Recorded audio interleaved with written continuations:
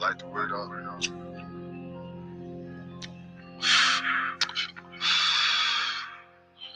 me talk to him. I wanted to quit music, but to no avail.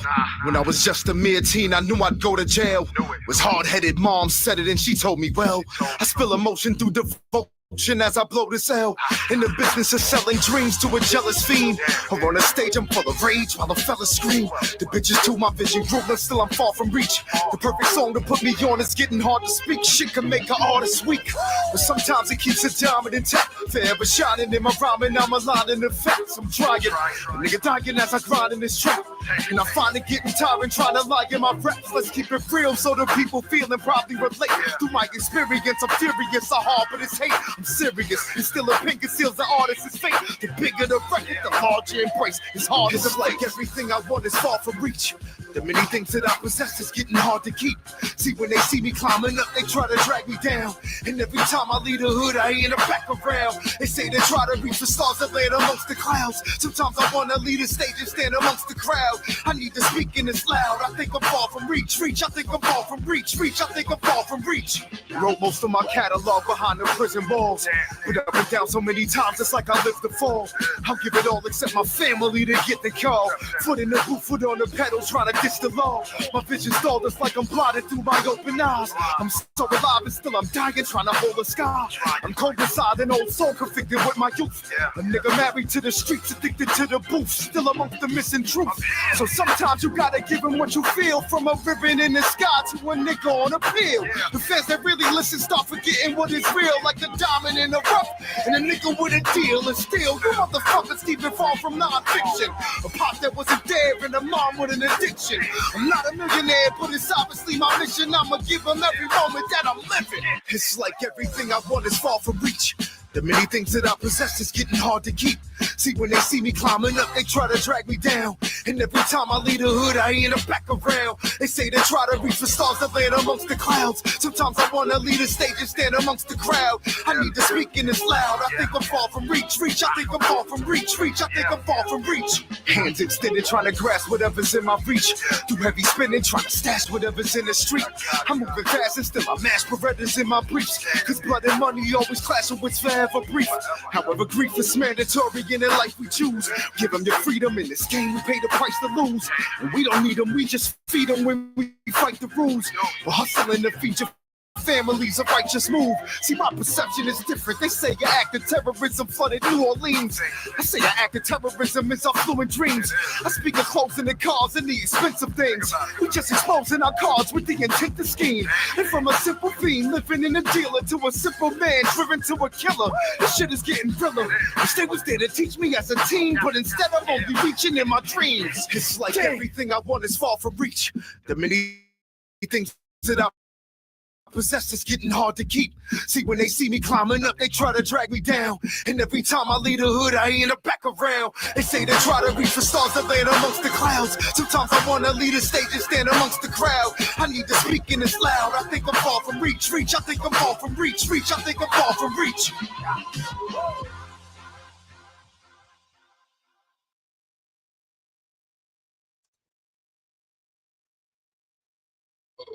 What's up, y'all? I'm gonna get to it real quick.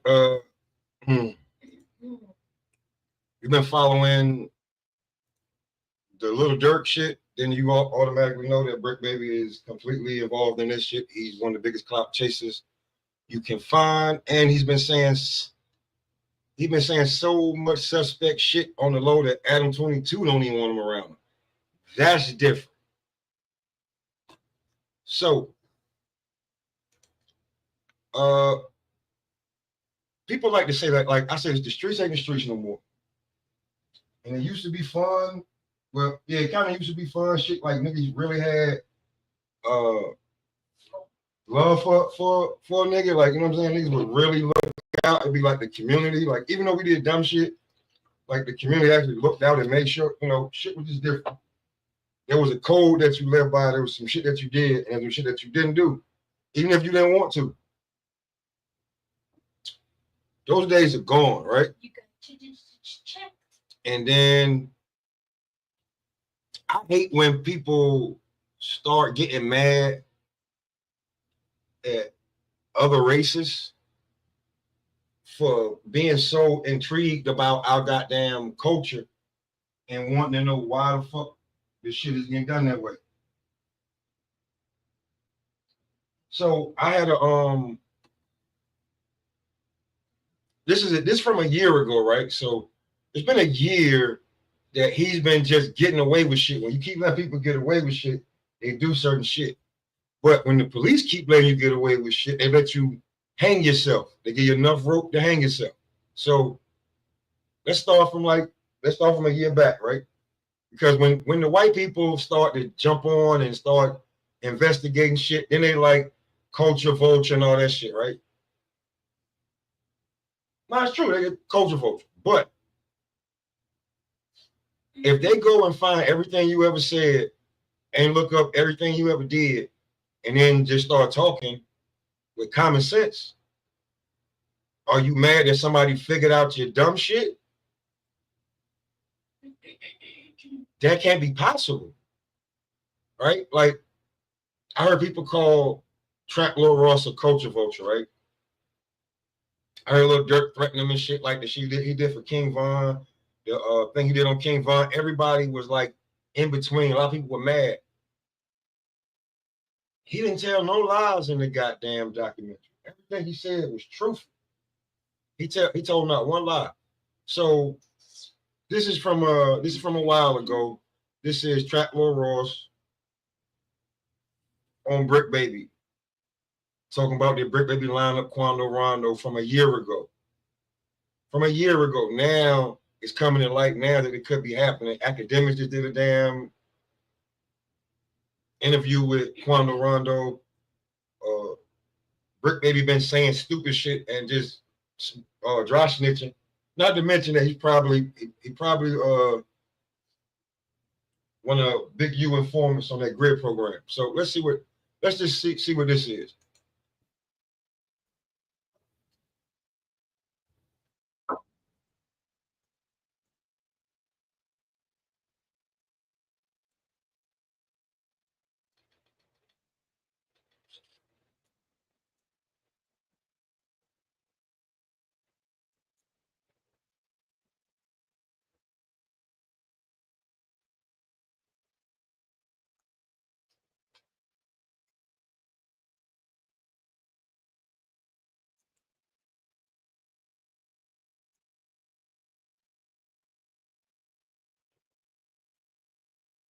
Now, for those who don't know, right? Most podcasts that are popping that does views and everybody knows, you can throw a rock and hit a podcaster on the East Coast. You're gonna get a podcaster with good numbers. From down south to the top to New York, you're gonna find a podcast that is, gonna do numbers.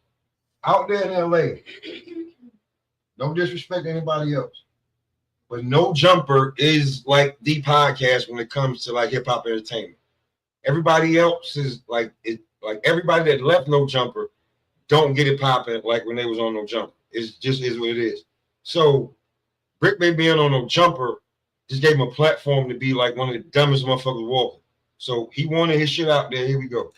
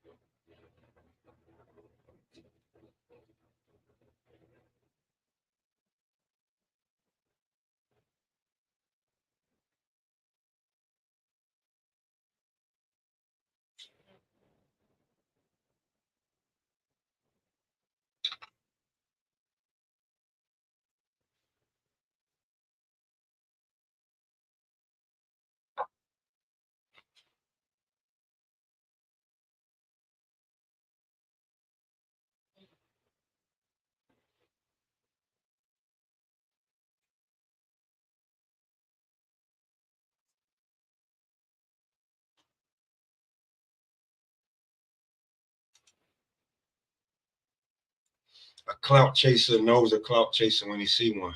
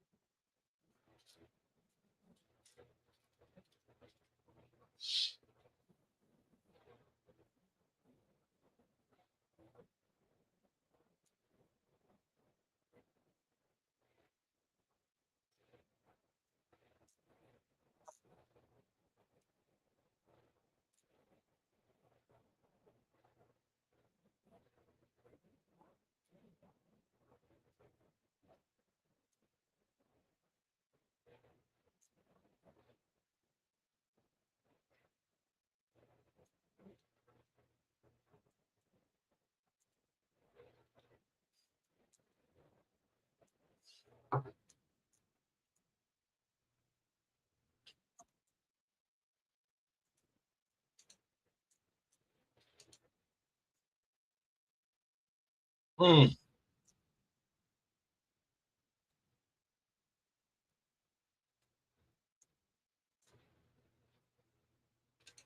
My bad, y'all. Oh, She's wrong for cooperating with the police, and essentially saying like it's wrong for her to be yeah, all up in I the ain't even beef. had the shit on, my bad. So I think maybe this is the clip. Let me just. I just got to get my sound settings right.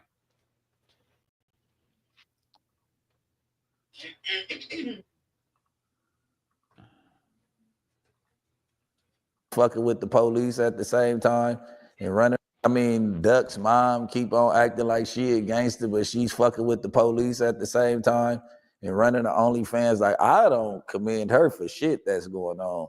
Like, your son died. Go sit down, auntie.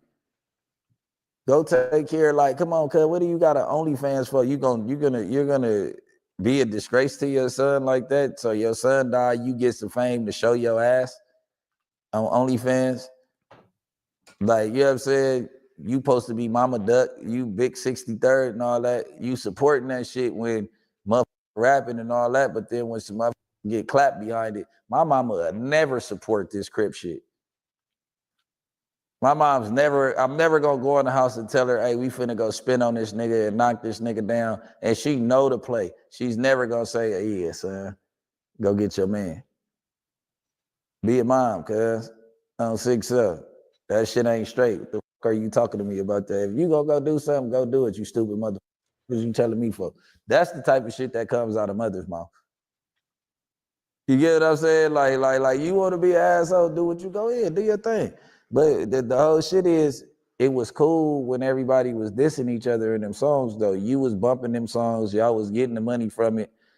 You was like them niggas too. Then your son got blew up. What was you telling for? The fuck are you working with the police for? Like, I don't understand it. And I don't respect it none. You don't see D-Thang mama going to go tell on no nigga. You get what I'm saying? You don't see that type of shit going on.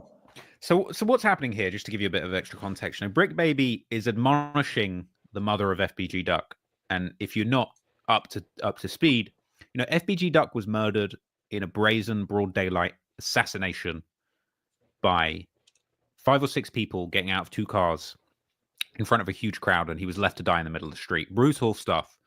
Allegedly, the result of a $100,000 bounty sent by King Von. So, setting aside the fact that FBG Duck's mum, Mama Duck, has been outspoken in a lot of situations related to this stuff, let's keep it 100, right? Like, let's just take a step back and just say this, like, Bricc Baby, And I think Bricc Baby is cool. I like his personality. I've enjoyed his appearances on No Jumper. You know, I've heard some of his music that I've enjoyed. He is going at the mother of a murder victim and saying she's wrong for cooperating with the police, and essentially saying like it's wrong for her to be all up in the beef, encouraging the diss songs back and forth. And FBG Duck did make a lot of scathing diss songs where he mocked dead people. Bricc Baby is essentially admonishing Mama Duck for getting involved and working with the FBI and celebrating the arrests of the 5 people that allegedly murdered her son, right? So that's pretty brazen. Like, that's pretty out there just as a thing to do. And so after this, that elicited a response from Mama Duck, who spoke on Bricc Baby. Now, there's a couple of things. Oh boy.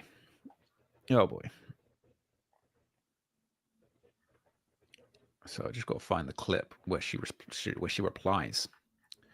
This is like a long ass, it's like a 20-minute. Where's the part? There's the part everyone's talking about. She's probably on Chiracology.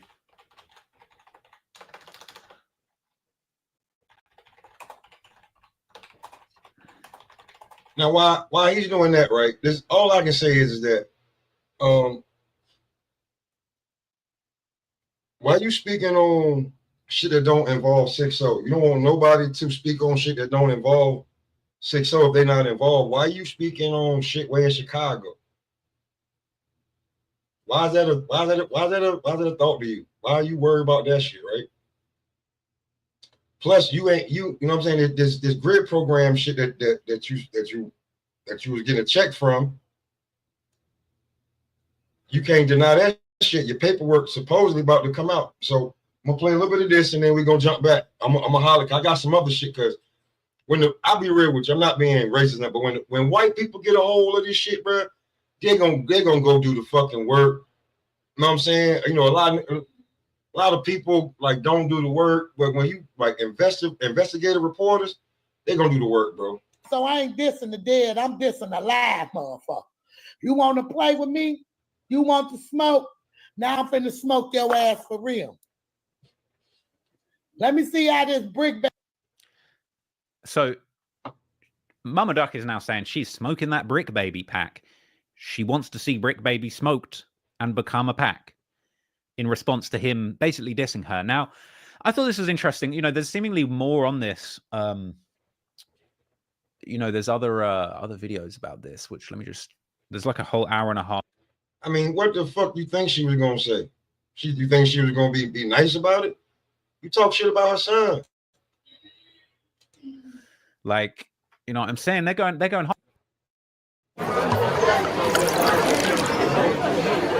Somebody something ain't gonna pop back off. Especially Chicago motherfuckers, man, these niggas different. On another Why I get myself together? Yeah, because this the only Brick I know. That's her other son, FBG Bricc, also passed away as a result of the ongoing gang war with O Block. But she's saying the only Bricc I know is FBG Bricc. This the only Brick I know. Got my son whole name and you coming at me. Who the fuck Bricc Baby? I'ma ask you to slow down. You're rich. You're plugged with the Crips and Cali. I'ma ask you to mind your fucking business. You're supposed to be Nipsey, homie, right? Rest in peace, Nipsey Hussle. But I'm quite sure he would not approve of you coming at somebody mama who's seeking justice for their son.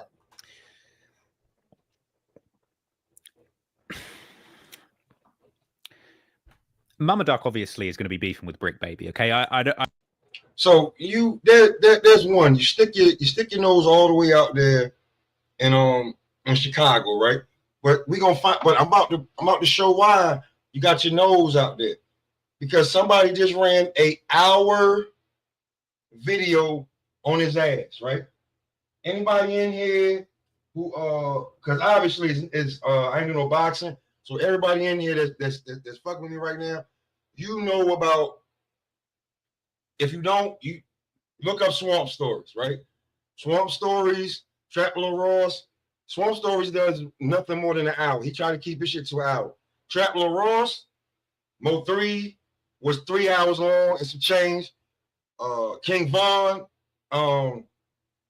like 4 or 5 hours.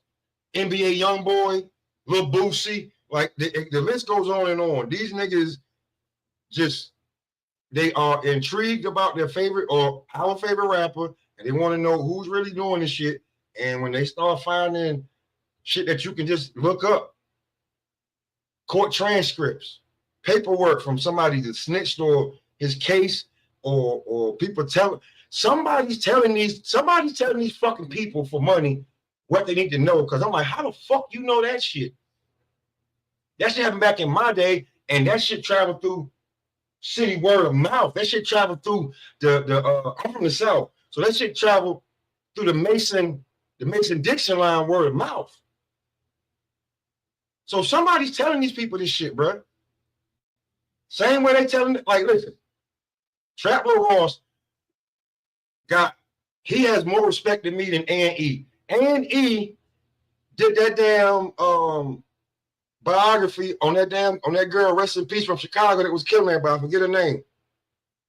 They so oblivious. They had King Von up there, and he's possibly the one who killed her.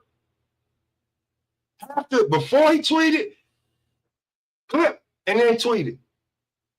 Right? You had CNN think that they were smart and was gonna try to bring Cam on to talk about the Diddy shit because he's friend with Mace, thinking that he knows something.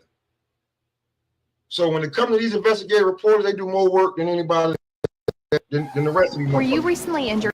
It's a fact. So buckle up, get you something to drink, listen to this Swamp Story shit. BET weekend this week. You know what I'm saying? All the steppers gonna be in the city, right? Look, I said Bricc is the biggest. He won the Clout Chaser Award. He wanted it. I don't know nobody who want to be involved with snitching allegations, gay rumors, and accessory to murder. I don't know nobody who want to be that. Gangsters moving silence. I don't know nobody want to be in the mix of that shit. telling you like this. When you see me, you better tuck tail and run. I ain't gonna lie to you. It's my weekend. And 6, I got a dime on Charleston Whitehead. It could be more. Me and you can't have no business. You threaten to put money on my life. I'm a victim of a crime against a gangbanger like you. And you out on fair. No. I don't want to fight. I don't want to box. Keep on running content on my name. I'm putting Kill Squad in the street. Oh, yeah. Slap for Vaughn, right? Yeah. They say you can't say that no more. Why? Oh, yeah, because of... Wait, no. Like, They who died? You can't say that no more. Oh, because of FBG Cash? Or who? Nah, because Lil Pop.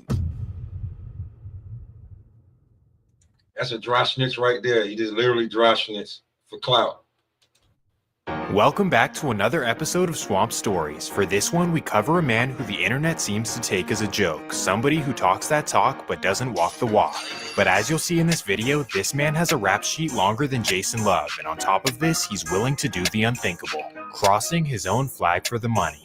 And most importantly, you'll get to see who he really is behind the scenes and why he's about to spend the rest of his life in prison. So if you ever took Bricc Baby as a joke, this video will certainly change your mind. But before we get into it, let me run the intro. I can't front. I like when he said, let me run the intro. And the beat is hot.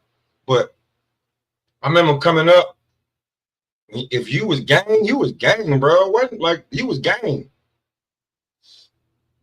You couldn't be gang and cross gang for a whole nother gang, especially if it wasn't sanctioned.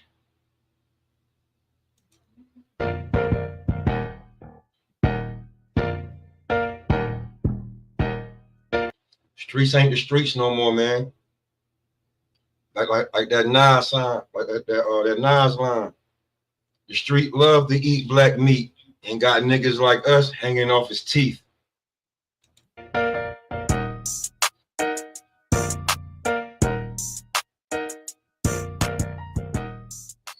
The story begins on Bedford Avenue, located in the notorious Overhill section of the Rolling 60s. Here is where a boy named Zaire Mitchell was born to a notorious Los Angeles family. Not notorious on an official or legal level, but notorious in the sense that they were known as a serious hustling family. So given their potentially dangerous lifestyle, they smartly decided to let Zaire stay with his grandma whenever they were handling business. Basically, throughout his younger years, he was between his mom's house on Bedford and his grandma's house on Donview Place. I say that to say that his family always wanted to put him in good positions, and that included sending him to private school as well. So growing up, Zaire attended Price Christian Academy and was known as a... It's always the fucking private school kid. It's always the private school kid.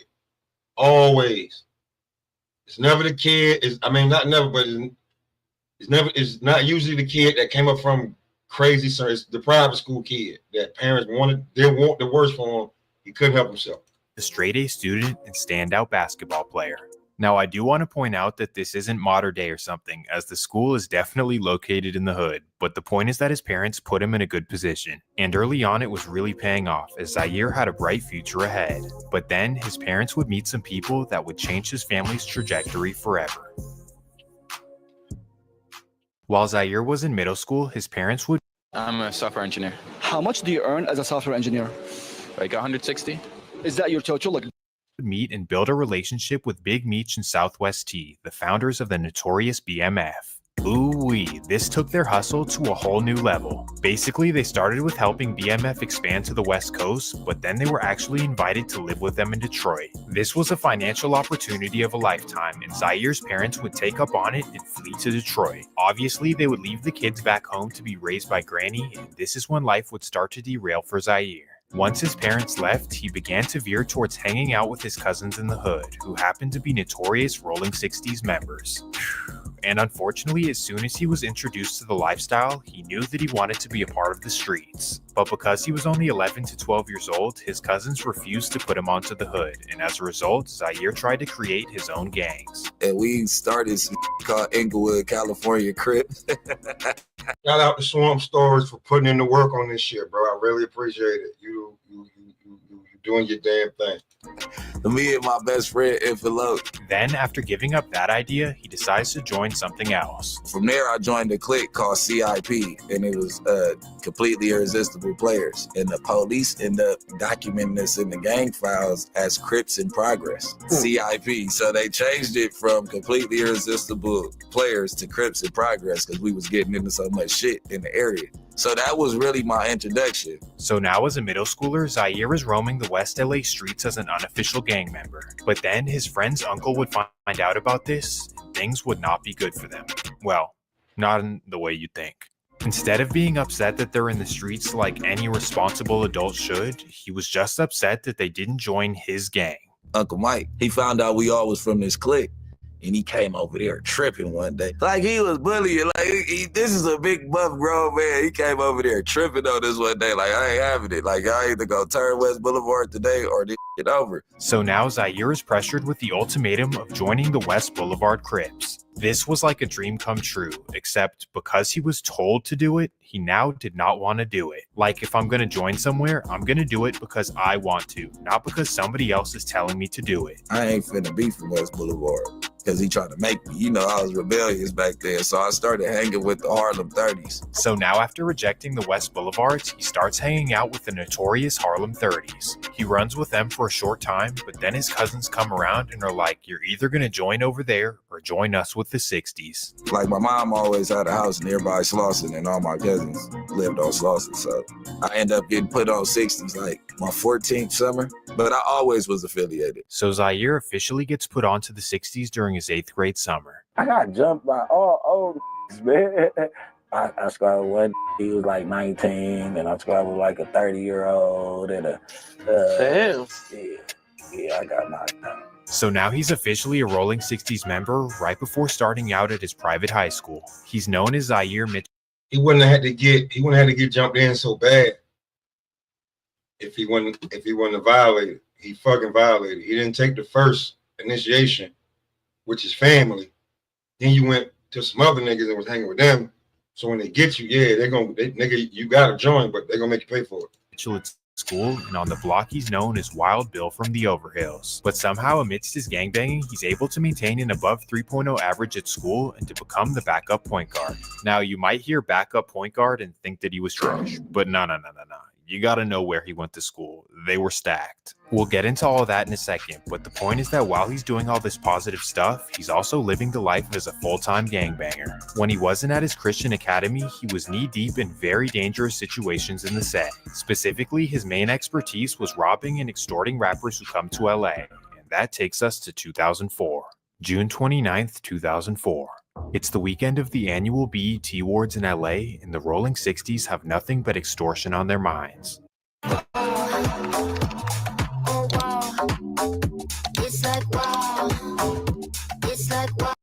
In particular, on this day, Zaire and his boys have somebody they want to target. Yep, that's right, Jeezy the Snowman. Wrong motherfucker. Wrong nigga. Wrong nigga.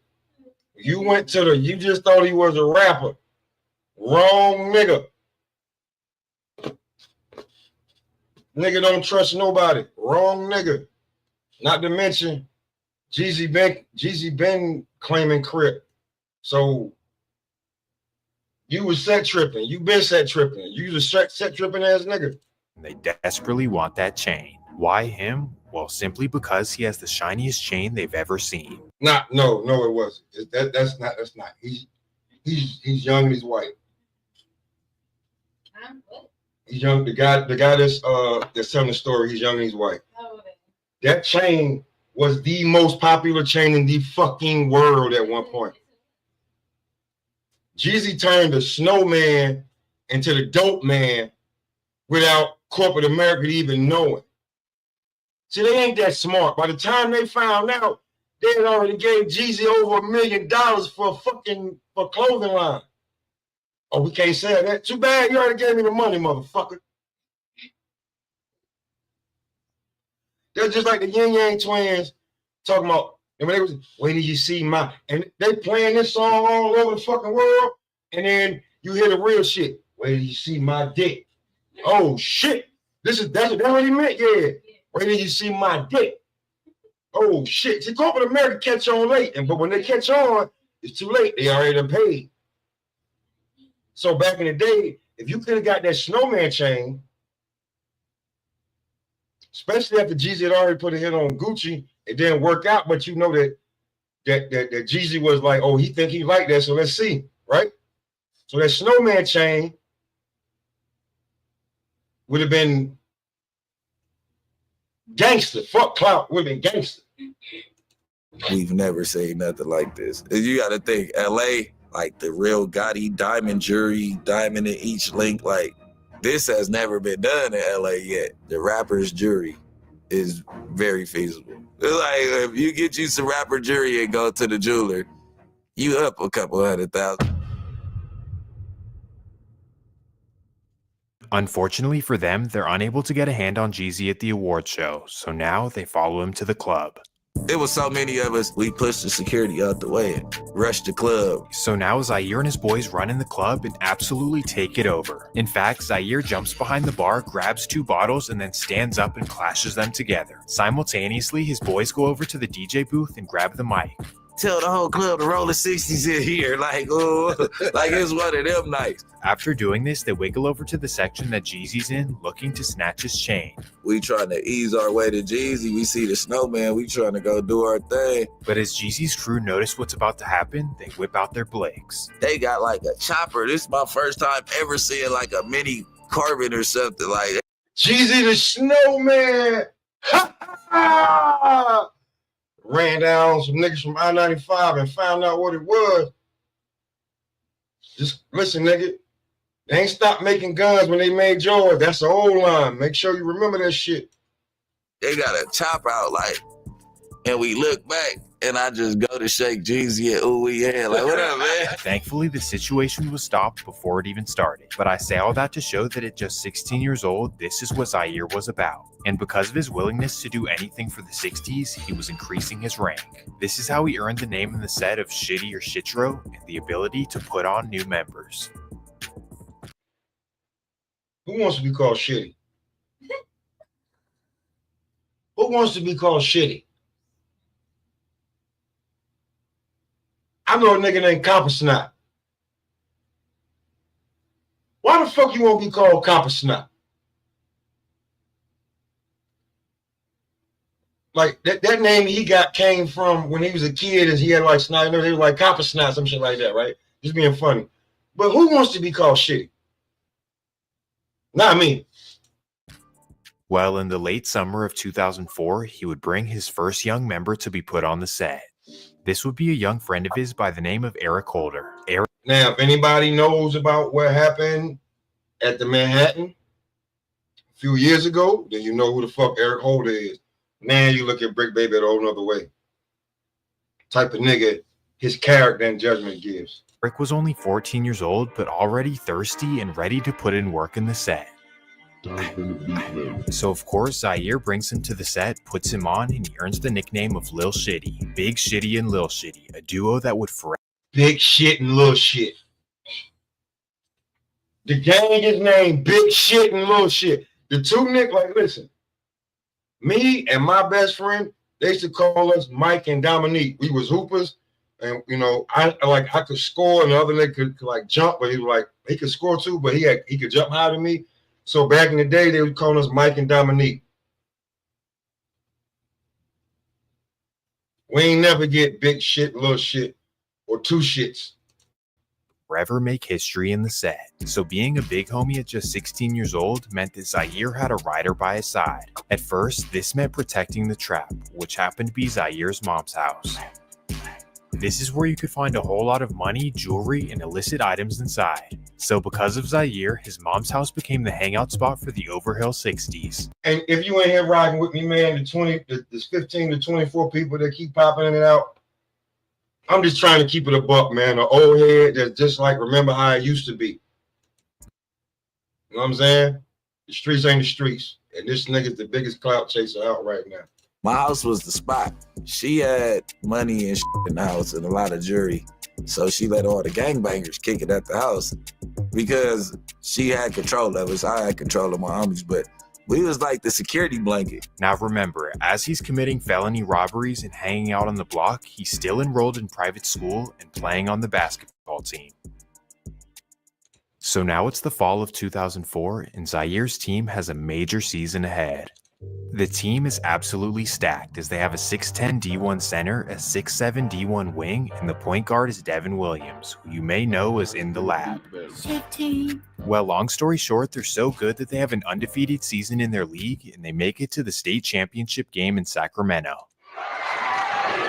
If you can't hear, my G, this is exactly what Bricc wanted. Jeffrey, this is exactly what Bricc wanted.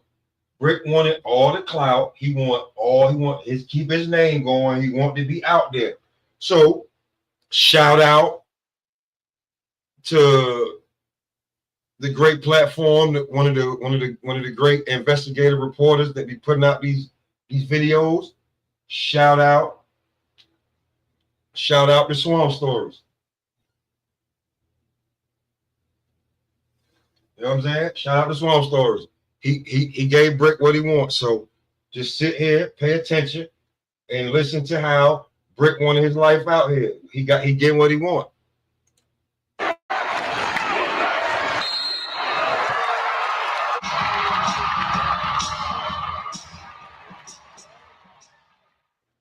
Of course, they win the state championship, beating a Bay Area team like LA always does.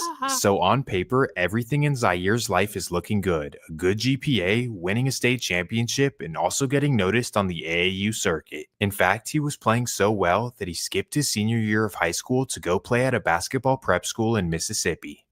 Now you'd think that with this great opportunity, Zaire would go into it with a positive mentality. Now that I'm out of state, I'm going to leave the gang stuff behind me and simply focus on basketball. But sadly, for whatever reason, anyone with $10,000 or more in credit card debt or personal loans may qualify for help from National Debt Relief. Minimum payments could literally keep you in debt for decades. He simply cannot let the street life go. So right after his senior year at the prep school, he catches his first case. As he's riding around Mississippi in a car with no registration, the troopers get behind him. And because he has an illegal weapon in the car, he decides to take him on a chase. So he bends a few blocks, giving him enough time to roll down the window and throw out the clip and then throw out the weapon. So then after getting rid of it, he rolls his window up and then pulls over so they can talk to him. Unfortunately for him, the officers did see him throw it, so they go around and they end up finding it. At this point, everything he's worked hard for is at jeopardy. He could quickly become a felon. However, because of a technicality in Mississippi law, he gets off with a misdemeanor. Threw the gun, so they found the gun with no clip. That's a misdemeanor. Because it wasn't like... Well, while this is going on and he's sitting in a jail cell, he does receive some very good news. And while I'm there, I get an acceptance letter from Clark Atlanta University. So now he has the amazing opportunity to play on Clark Atlanta's basketball team and to go to school for free. Well, after presenting this to the court, the judge thankfully allows him to get out of jail just 2 days before orientation. What day do you start orientation? He let me out 2 days before orientation, so I couldn't do no gang banging or nothing. This was a close call, but thankfully they let him off easy and he's able to now focus on... Well, is he? Oh, hell nah. You'd think that catching that case would scare him straight, like everything I've worked hard for almost was out of my hands. Like now I'm gonna focus on basketball and school and definitely stay out of trouble. But nope, Zaire's entrance to Atlanta would be quite the opposite. As soon as he touches down in the city, he links up with his Rolling 60s cousins who now run with BMF. So while his classmates are sleeping in the dorms and kicking it on campus, he's with Big Meech at the club and sleeping in his mansion as well. So I'm the youngest little dude, you know what I'm saying? Young in the club, 17, 18. I with Meech and them though. And as soon as he was introduced to their lifestyle, he fell in love with it and was willing to do anything to impress Big Meech, including trapping and moving weight while being a full-time college student. So just like that, an 18-year-old Zaire is risking his freedom once again. And unfortunately, during his second semester, it would all catch up to him. While heading down the interstate with 75 pounds in his car, a Georgia State trooper gets behind him. He throws some of the bags out of the window, but unfortunately they catch up to him before he can get rid of it all. And just like that, Zaire is arrested and is facing a serious Class A felony. While enrolled as a college student, he's now facing up to 8 years in prison. At this moment, everything he's ever worked for is now way out of the window. They caught him red-handed with serious weight, and he's going to be sitting in prison for quite some time. Well, long story short, he pleads guilty to the felony, and now his future is at the hands of a judge. Somehow he gets another lenient judge who sentences him to 4 months in jail, 10 years probation. What the Receiving fuck? only 4 months for 75 pounds is very strange, especially in the South. On top of this, during this exact time, BMF was taken down and all of them got 15 to 20 years. With 4 new big Rat. Big rat. Big rat. Rat. I'm from the South. That don't happen. Big rat. arrests, Atlanta police believe they have just about shut down the so-called Black Mafia family. Big fucking rat. No way you get caught with 75 pounds and you only catch that little bit of time. Not below the Mason-Dixon line in the fucking in the 90s and early 2000s. No siree, bop. Called going to jail.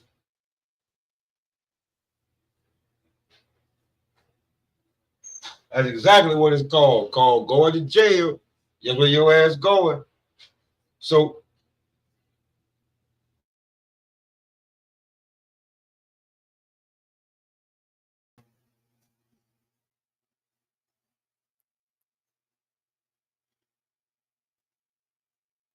I know that man, since a young age, been fucking telling.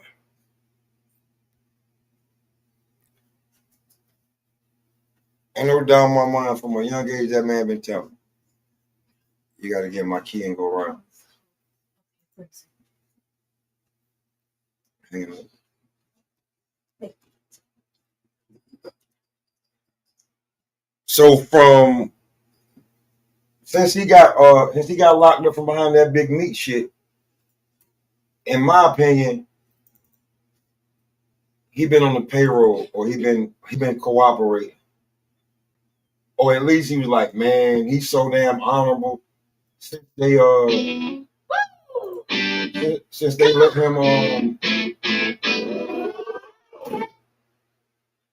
him get away, he damn helped them out, man. Since y'all did that for me, I'm gonna do this for y'all. That's who the fuck this nigga is. Hold on real quick.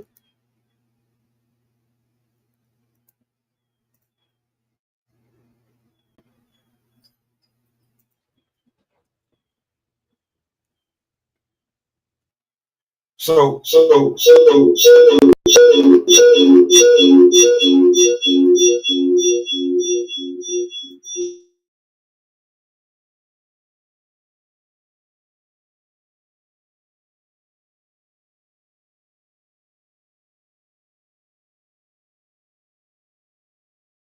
yeah, let me get back to the shit, because just in my opinion, the boy been ratting for a long time. He definitely been working for them, because listen, I found out that a nigga that's done some horrible shit to niggas ended up telling on the nigga that. So I don't give a fuck if you, just because you bust your gun don't mean that you know that when you get in there you ain't built for that shit. As we know, he already smart. Sounds is very strange, especially in the South. On top of this, during this exact time, BMF was taken down and all of them got 15 to 20 years. With 4 new big arrests, Atlanta police believe they have just about shut down the so-called Black Mafia family. And as our Julia Harding reports, these suspects were hiding out in one of the city's most popular areas. Anyone tied to BMF typically has an extensive criminal history, so we consider them to be very violent. Federal agents seized this limo with secret compartments that had almost $1 million hidden inside. An organization that at one time claimed to rule Atlanta. Now agents say that's no longer the case. So now with all of BMF arrested, Zaire just threw his life away for nothing. You started trapping to impress them, and now you'll probably never see them again. So now that he doesn't have a school to go to or a crew to hang out with, he only has a choice but to return back to Los Angeles. Sounds like a guy that had fucked up his whole life and think he's old. You might gotta watch a nigga like that.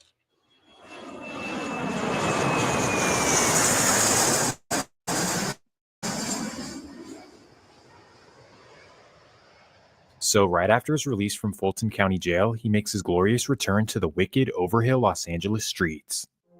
It's now the fall of 2006, and Zaire is back to ground one, hanging out with his 60s homies in the hood. He's now just another failed high school athlete who's back in the hood doing absolutely nothing. We all know some of those, don't we? But not only is he doing nothing productive, he's also in the process of risking his life every single day. Why, you might be wondering? Well, because while he was in Atlanta, his little homie Eric Holder was causing havoc in the streets. So upon Zaire's return to LA, he was putting his life in immediate risk.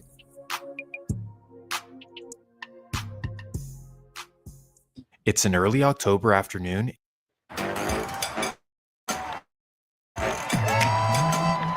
It's big, it's back, and it's only 6.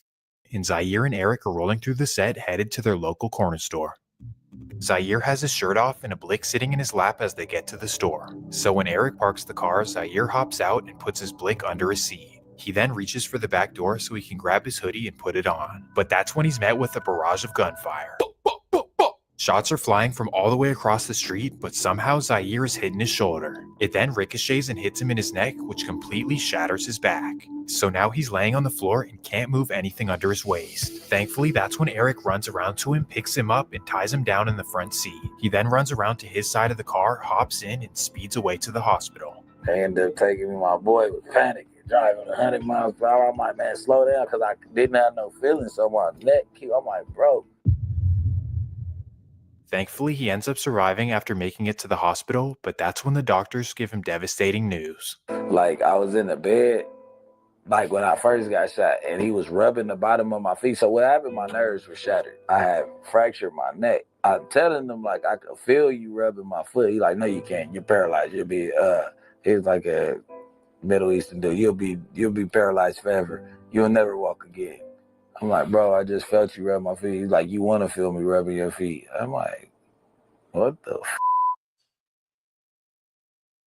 So for 6 months, he lays in a hospital bed thinking that he'll be in a wheelchair for the rest of his life. A whole lot of time to lay there and think about all of his wasted potential. So now he's pissed off at his rivals and he tells Eric to go put in work. So from what we know, Eric Holder immediately hit the streets and started knocking down rivals. So not only did he save his life, but he also allegedly eliminated those who did this to his friend. Eric's loyalty to Zaire was unparalleled. He was basically forever indebted to his life. Well, after months of being angry in a hospital bed, a miracle comes out of nowhere. We sitting inside the hospital, we watching TV, and I just move my legs up like, and she like, what the f*** are you doing? I'm like, I was like, oh shit, I was trying to get comfortable. And my legs just moved. She was like, what the fuck? Like, oh, she ran and got the nurse. Went to rehab, physical therapy after that for like 4 months. Somehow, after 6 months, he's able to fully recover and get back on his feet. And after his full recovery, he would smartly get out of the LA streets and head back to Atlanta. Now, you may be thinking that this was his wake-up call to get out of the streets, but this wasn't the case at all. Instead, he heads back to Atlanta with a serious mission in mind, and he brings Eric with him. Basically, he wants to become the king of the streets, the powerful leader of the Georgia Rolling 60s.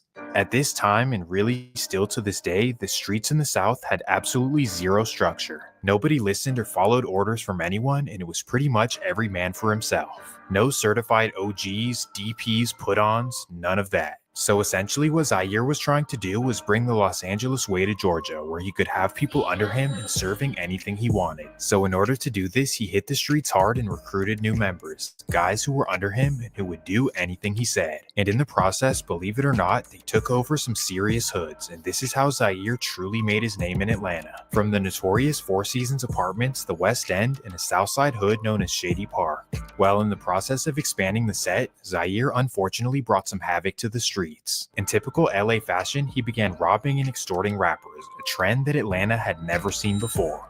No, that's somebody I robbed that was Gucci best friend. This is how he becomes known for robbing in Atlanta, somebody that you'd rather have on your side than against you. So he's basically extorting people for friendships, but on the flip side, he's also pretty intelligent. After befriending a local Rolling 60 by the name of Pee Wee Longway, he ends up running his bag up like never before. If you're unfamiliar, Pee Wee was a very well-known hustler in the streets of Atlanta, known for running up millions. And because of this, he had connections to the up-and-coming and major rappers in Atlanta. I met every... It's concert day, so let's get ready with Vivid Seats. I'm telling you, they have tickets for all types of fans. They're the only leading ticket company. Everybody through Pee Wee Longway. That's my brother. That's like my brother-in-law. As they were constantly in studios and surrounded by rappers, they decided to join together and to start a music label. This would be known as Money, Piles, and Ammo, also known as MPA. Okay. Yo, go, shout out Swamp Stories. If you want to see the visuals and everything, go to Swamp Stories. He's killing it. But I'm gonna light this nigga ass up after that because I got more shit. But Swamp Stories is some real shit. Bricc, you wanted somebody to damn put you on blast. We doing it. Here you go. You got what you want. Okay, so you guys started rolling together and you guys start MPA together. We around it so much. Let's pay for some studio time, shoot a couple videos. Let's just see where this goes. Unfortunately, they had no idea how to properly run a business, but aside from that, Zaire had a special ear for talent. In fact, he discovered Young Thug in 2008 and actually started managing his career early on. Without having him signed to any sort of paperwork, Zaire had him in the studio and was also introducing him to some bigger names. In fact, in 2009, he even brought him to LA to try to get him in the studio with Nipsey Hussle. I started showing him the game with what's going on the West Coast too. Right. You know, I took him in front of Nip in like 2009 and told him to work with him. And Nip was like iffy. Thug was slime, man. He was real, like, you know what I'm saying? He was out here robbing, doing all, you know, real regular hood. So the point is that he was helping out Atlanta artists and he had a really good ear for talent. So not only does he have a potentially major label at his hands, but he's also doing pretty well financially. In fact, in 2009, he copped a nice condo in Sandy Springs, a fly whip, and you know, he was just doing his thing. Once again, things are truly looking good for him. but sadly, this is when he's met with some terrible luck. October 22nd, 2009. It's a Thursday night in North Atlanta, and Zaire is headed down Interstate 19, headed towards downtown. As he's cruising down, a Georgia State Patrol gets behind him and runs his tags. Unfortunately, he never registered the car, so the officer hits the cherries. Ah shit, here we go again. Zaire knows that he's riding dirty as a convicted felon, so he smashes on the pedal.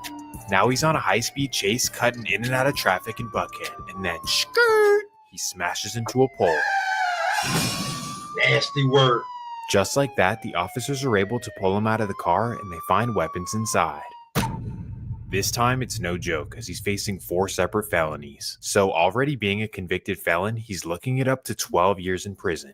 But somehow, once again, Zaire is able to completely avoid prison and only get a few months in jail. What? A convicted felon and documented Rolling 60s Crip only gets a few months in jail for 4 separate felonies. Listen, man, don't get mad when the white person read this shit very, very, very clearly. A 4-time felon in the era that where we come from, with and you, but whatever. That makes no sense in my mind. Well, once again, he gets off easy and he's right back on the streets in early 2010. But not for long. On July 28th, 2010, he would have another high-speed chase while on probation. And yet again, he's caught with a weapon and facing 10 years in prison. But mysteriously, the judge lets him off easy and he only does 18 months. Now, before you call him a snitch or an informant, do understand that this is Fulton County, which is a complete joke. Well, regardless, it's now 2012 and the MPA boss returns. I would get mad. I would get mad, right? But we just seen what these motherfuckers just did with Young Thug. Completely botched the case. Like, I wouldn't want these motherfuckers to goddamn prosecute bubblegum being stolen. To the streets. While he was away, Pee Wee Longway was able to discover young rappers Lil Durk, Rich Homie Quan, and a group called the Migos. Rich Homie Quan before he came out. I'm hearing 21 Savage before he came out. So as soon as Zaire got out of prison, he was connected with them and actually started helping their careers. Not only did he pay for their studio time and connect them with rappers, but he also provided them with protection. I'm gonna leave this one up for a second until I switch it, and then you're gonna see where this nigga turned into, like, he dangerous for all the wrong reasons. He dangerous for all the wrong reasons. Durk being an outsider from Chicago and the Migos being suburban wannabes, they both could use some protection. But most importantly, the biggest thing he provided was protection whenever the rappers went to LA. In fact, he even brought Future to LA for the very first time. You know what I'm saying? I've been that person, like bringing them out here. Like, I had Future. I turned LA on the Future. I was listening to Dirty Sprite 1. You know, I brought them out here to do a song with Nip. Essentially, he was every rapper's connection whenever they'd go to LA. He was the first and only call. Remember this, because it will be very important. Well, as we know, everyone around him and Pee Wee was getting rich and famous during this period. And after a while, they got kind of tired of being the guys in the background, and they wanted to try rapping for themselves. So Zaire would become MPA Shitro or MPA Bricc Baby, and Pee Wee was still Pee Wee Longway. Early on, things were looking bright for the duo, as they had the help of Durk, Future, Young Thug, Gucci Mane, and more. Basically, because of everything they had done for them, if they ever needed a feature, it was done right away. But then, unfortunately, as things are going up for Bricc Baby, he catches another felon in possession charge in Los Angeles. And this time he's sentenced to 3 years in prison. As he's sitting in a lonely prison cell, everyone around him is getting rich and famous. Young Thug signs with Birdman and blows up, Future blows up, Lil Durk blows up, Rich Homie Quan blows up, Pee Wee Longway blows up. Well, kind of, but you get the point. Oh, and don't forget that the Migos get a feature with Drake, and they're out of here as well. So literally everyone who was with him in Atlanta completely blow up and get nationally famous. All while Zaire Bricc Baby is sitting in a California prison with no fame or nothing. Damn, that would shatter any man's ego. Don't act like it wouldn't. But on the flip side, because they're all rich and famous now, he assumes that once he gets out, they'll definitely put him on. So 3 long years go by and Bricc Baby is finally released. It's 2015 and Bricc Baby is finally home expecting a warm welcome. But as soon as he touches down, a harsh reality kicks in. These guys are not your real friends. Aside from Thug, Pee Wee, and Dirk, his friends were not there to help him out and pretty much wanted nothing to do with him. You told me earlier that you've been cut off. People cut you off or something of that sort. My industry friends that I thought was my friends now. Free YSL, Gunna, Slime. Y'all did, you know what I'm saying? You already know. Called Gunna Rap. We ain't even got to talk long way. Are we speaking Dirk. like After everything he did for some of his friends in the industry, he really took it hard. was broke, we could go through DMs, or when you was up and coming, we could do that. I just feel like they wanted to be around me when they was broke because they didn't have nothing. So now you a millionaire now, you don't want that type of pressure around. But you think I'm gonna turn that energy on you? You my boy, I love you. I wouldn't give a fuck if you had $1 or $1 billion. I'm gonna treat you the same way. Bricc Baby was now a peon or an afterthought to many people he helped out, and this truly hurt his ego. Now, instead of being the guy who helps out rappers and protects them, he reverts to being the guy who wants to rob them. Don't come to LA. Unless your name is Dirk, Thug, or Pee Wee, you better tuck your tail.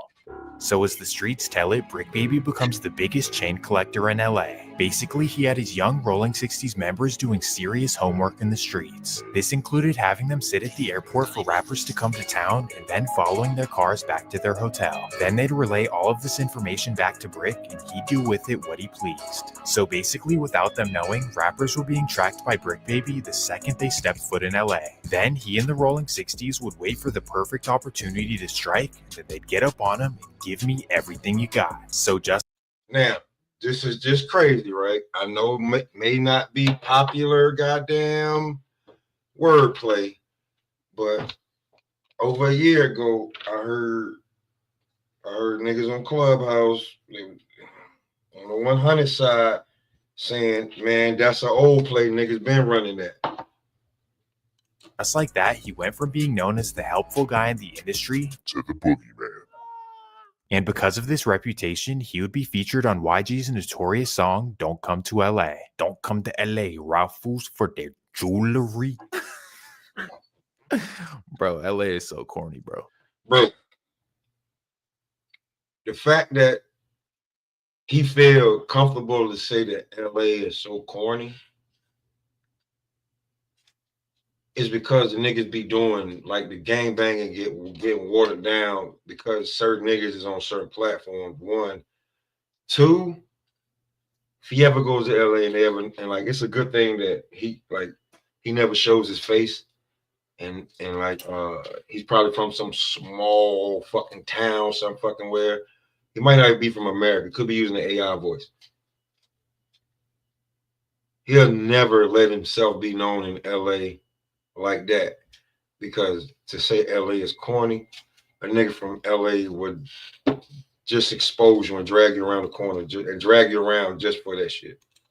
But anyways, as the YG feature would help his recognition, he was still hurting financially. How I know this? Well, he was now 29 years old and still taking penitentiary chances. And that takes us to September 21st, 2017. It's an early Thursday afternoon on the west side of LA, and Bricc and two Rolling 60s members are masking up for a lick. In particular, they aim to hit a high-end jewelry store in the wealthy Marina del Rey. So at 1 p.m., they arrive. Hello, you. Stop your online nightmares with Surfshark and enjoy online Come on, security y'all. easy.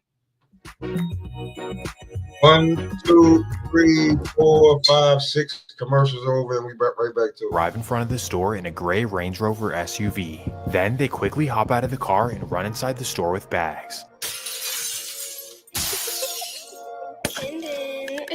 Once they're able to secure a few expensive items, they run out of the store and hop back in the Range Rover. Bricc then quickly speeds away, not realizing that LAPD are already behind him. After bending a few blocks, he hears the sirens and knows they're in trouble. So he instantly punches the gas and busts a left down a residential road. This is when he finally realizes that it's a dead-end street. So now he has no choice but to stop the car and run inside a nearby apartment. While he barricades himself in the lobby, police completely surround the area. And from here, a 6-hour standoff begins. Bricc Baby in the 60s versus LAPD.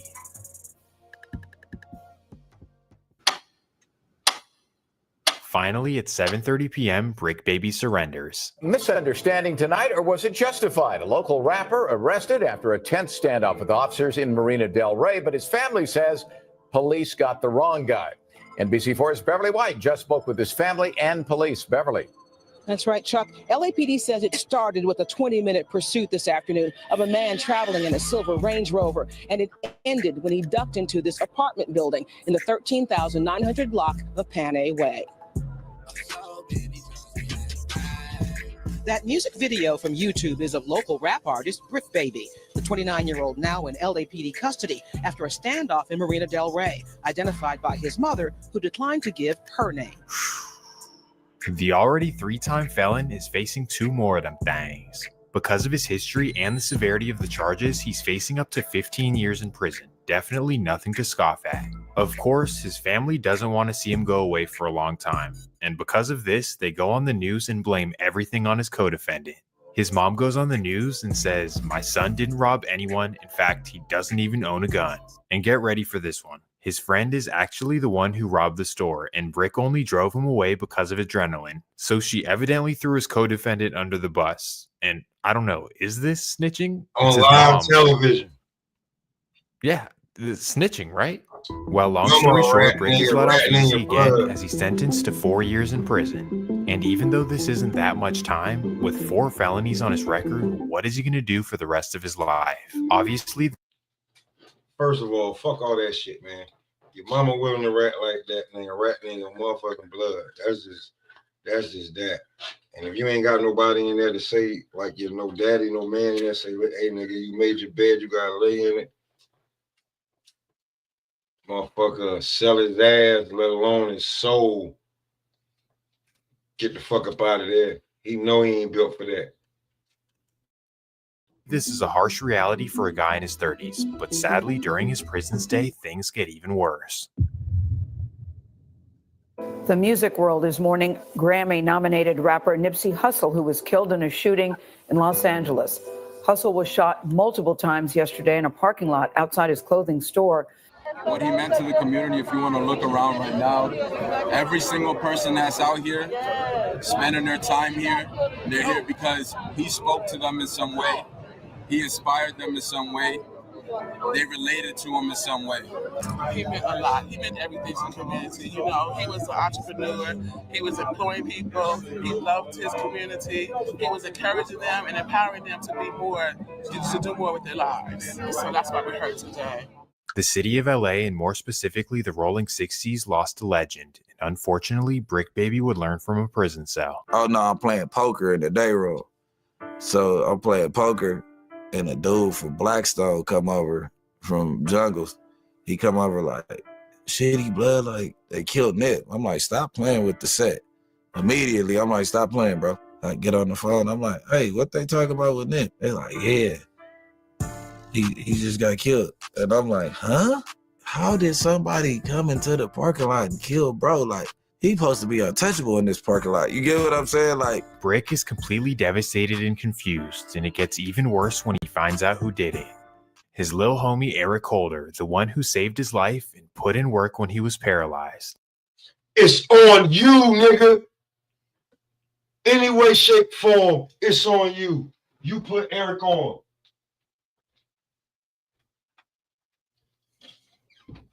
You put Eric on. This ain't even got to do nothing with gangbang. This is, if you put a nigga on,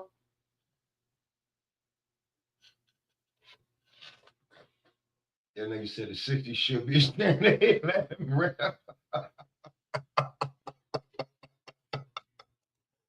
Listen, some real shit. I'm gonna continue. But listen. Back where we come from, and like if you plus 40, where we come from, if you plus 40 like I am, where we come from, real talk. If you bring a motherfucker around, white, black, green, orange, yellow, whatever, it don't fucking matter. If you bring him around, you're responsible for him. If he gets to like roll out with other niggas and shit like that, it's like, hey, nigga, I told you, like, you know what I'm saying? But when that shit get like that, You responsible. You get the call. It ain't even had to be no damn flag like today. Really little boy, really little Booker boy, Bricc out of control. That's a fact, bro. He out of control. But you got the call when it like, yo, and we was like, hold on, what you let him round there for, bro? He ain't no further than a hoop nigga. Or when you see him with me, he ain't, nah. Hell nah. He don't know. He not him.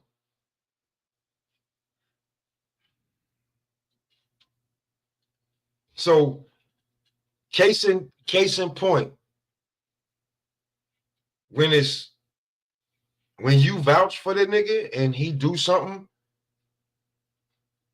that's on you. And that's just grown man shit.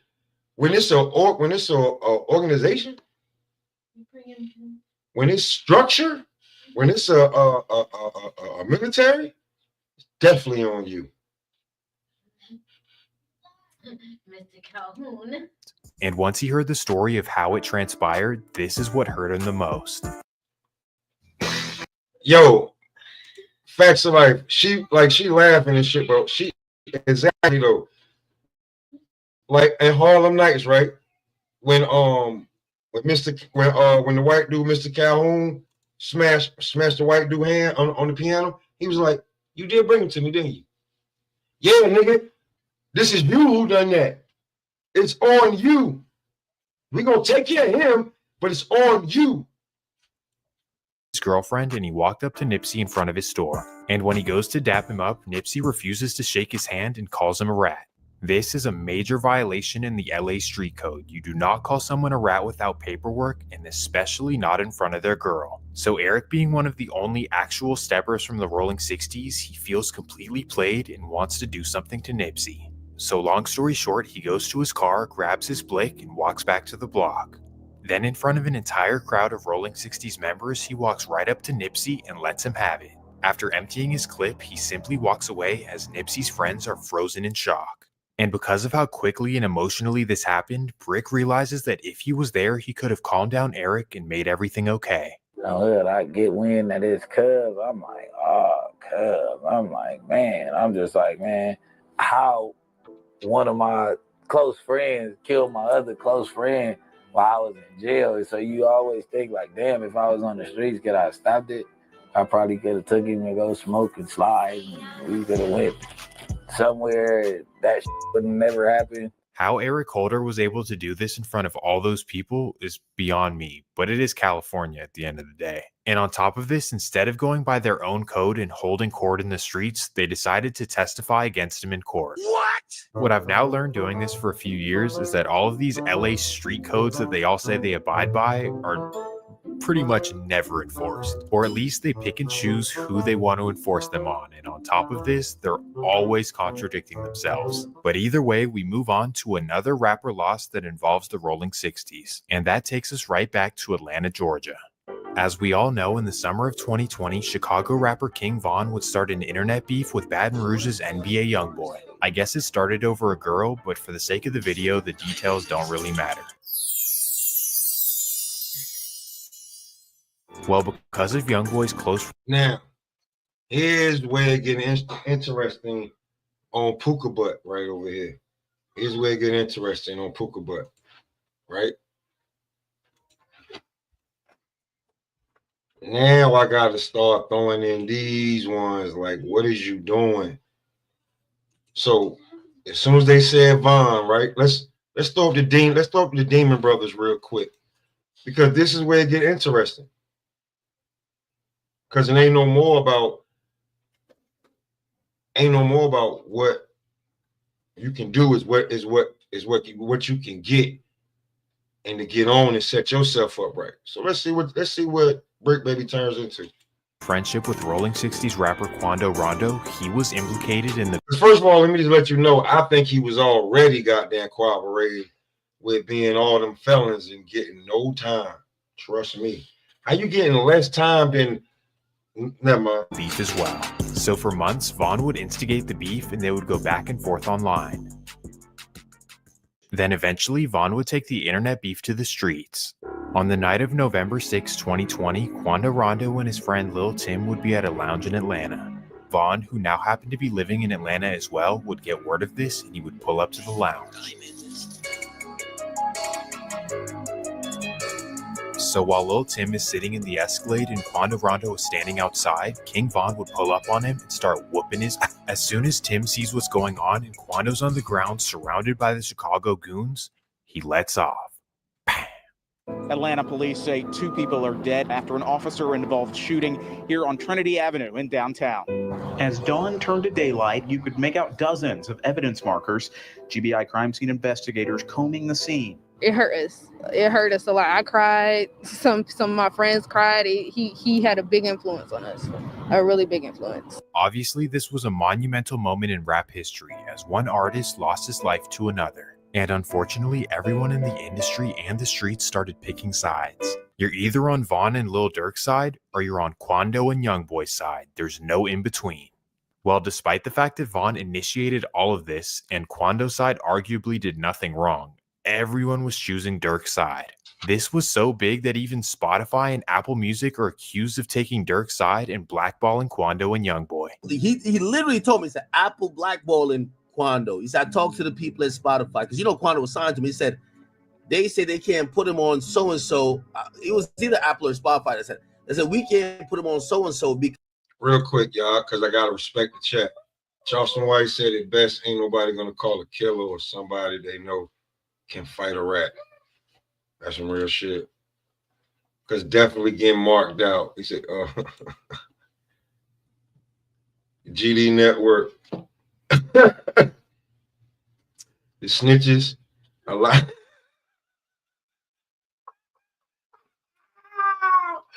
First thing, the snitches allow rats in their organizations. Look at Rat Boy, aka Cowboy, worldwide known snitch, still able to walk through the hood and rap snitch. He been telling for years. Yes, he has. Yes, he has. Bricc Baby definitely a rat. Ain't no way he ain't one of them co-conspirators.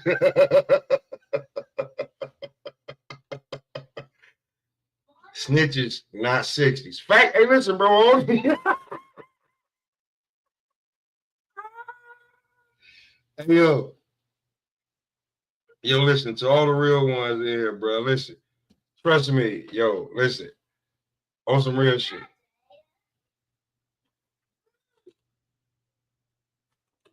I'm not just sitting here like just saying some crazy shit, right? Like I'm sitting here, like, you know what I'm saying? About I'm through my little bottle, you know what I'm saying? Salute to you, salute to everybody who pulled up, salute. You know what I'm saying? I'm gonna get into it in a second. Let me roll this up and then we're gonna get into it. Salute. Everybody salute. You know what I'm saying? Got my chaser, you know what I'm saying? Salute. Like if you know, you know. If you know, you know. It's not this Modelo Negro. So make you know, you know. So I'm a nigga just like everybody else, but I'm an older head, and I'm just looking at this shit like shit kind of crazy, B. Smell me? Shit kind of crazy. So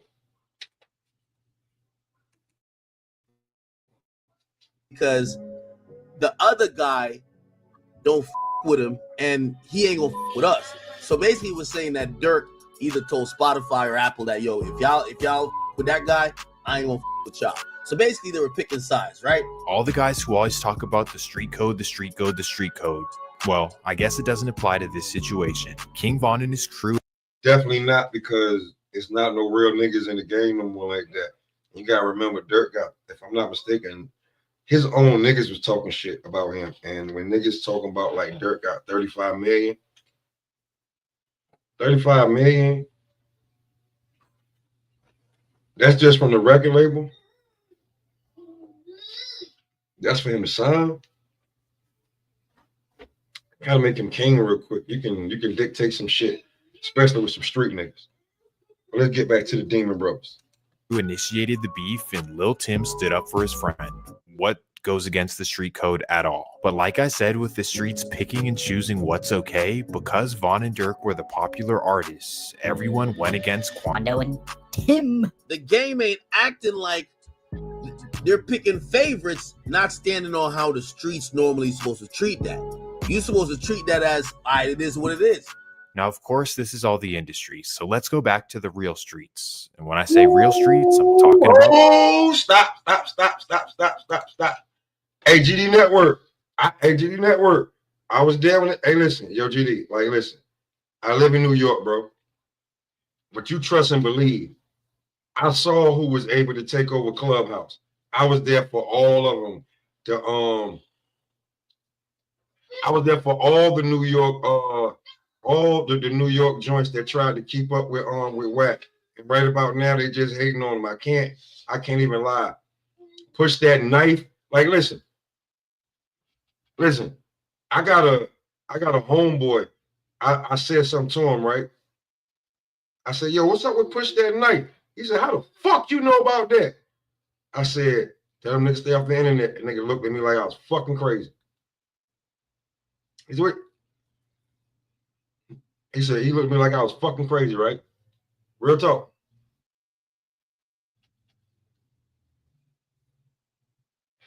I said something to him about Corey King.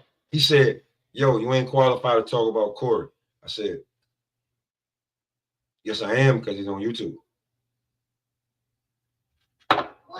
Type in 212 with Corey King. If you put it on YouTube, I can talk about it because you put it out there in fucking content. Now I'm asking you about how you feel. Fuck this whole shit up. You know what I'm saying? So, and when it comes to like certain niggas, so like when it comes to Big U, Wack, Bricc, out of them three from the last 2 years, who's more believable? Who doing dumb shit? Who crashing out? Who shit getting canceled? Who keep going up? Might not be the popular vote. Wack keep going up. Look at Bricc. They just ran some paperwork on Big U. Shit is what it is.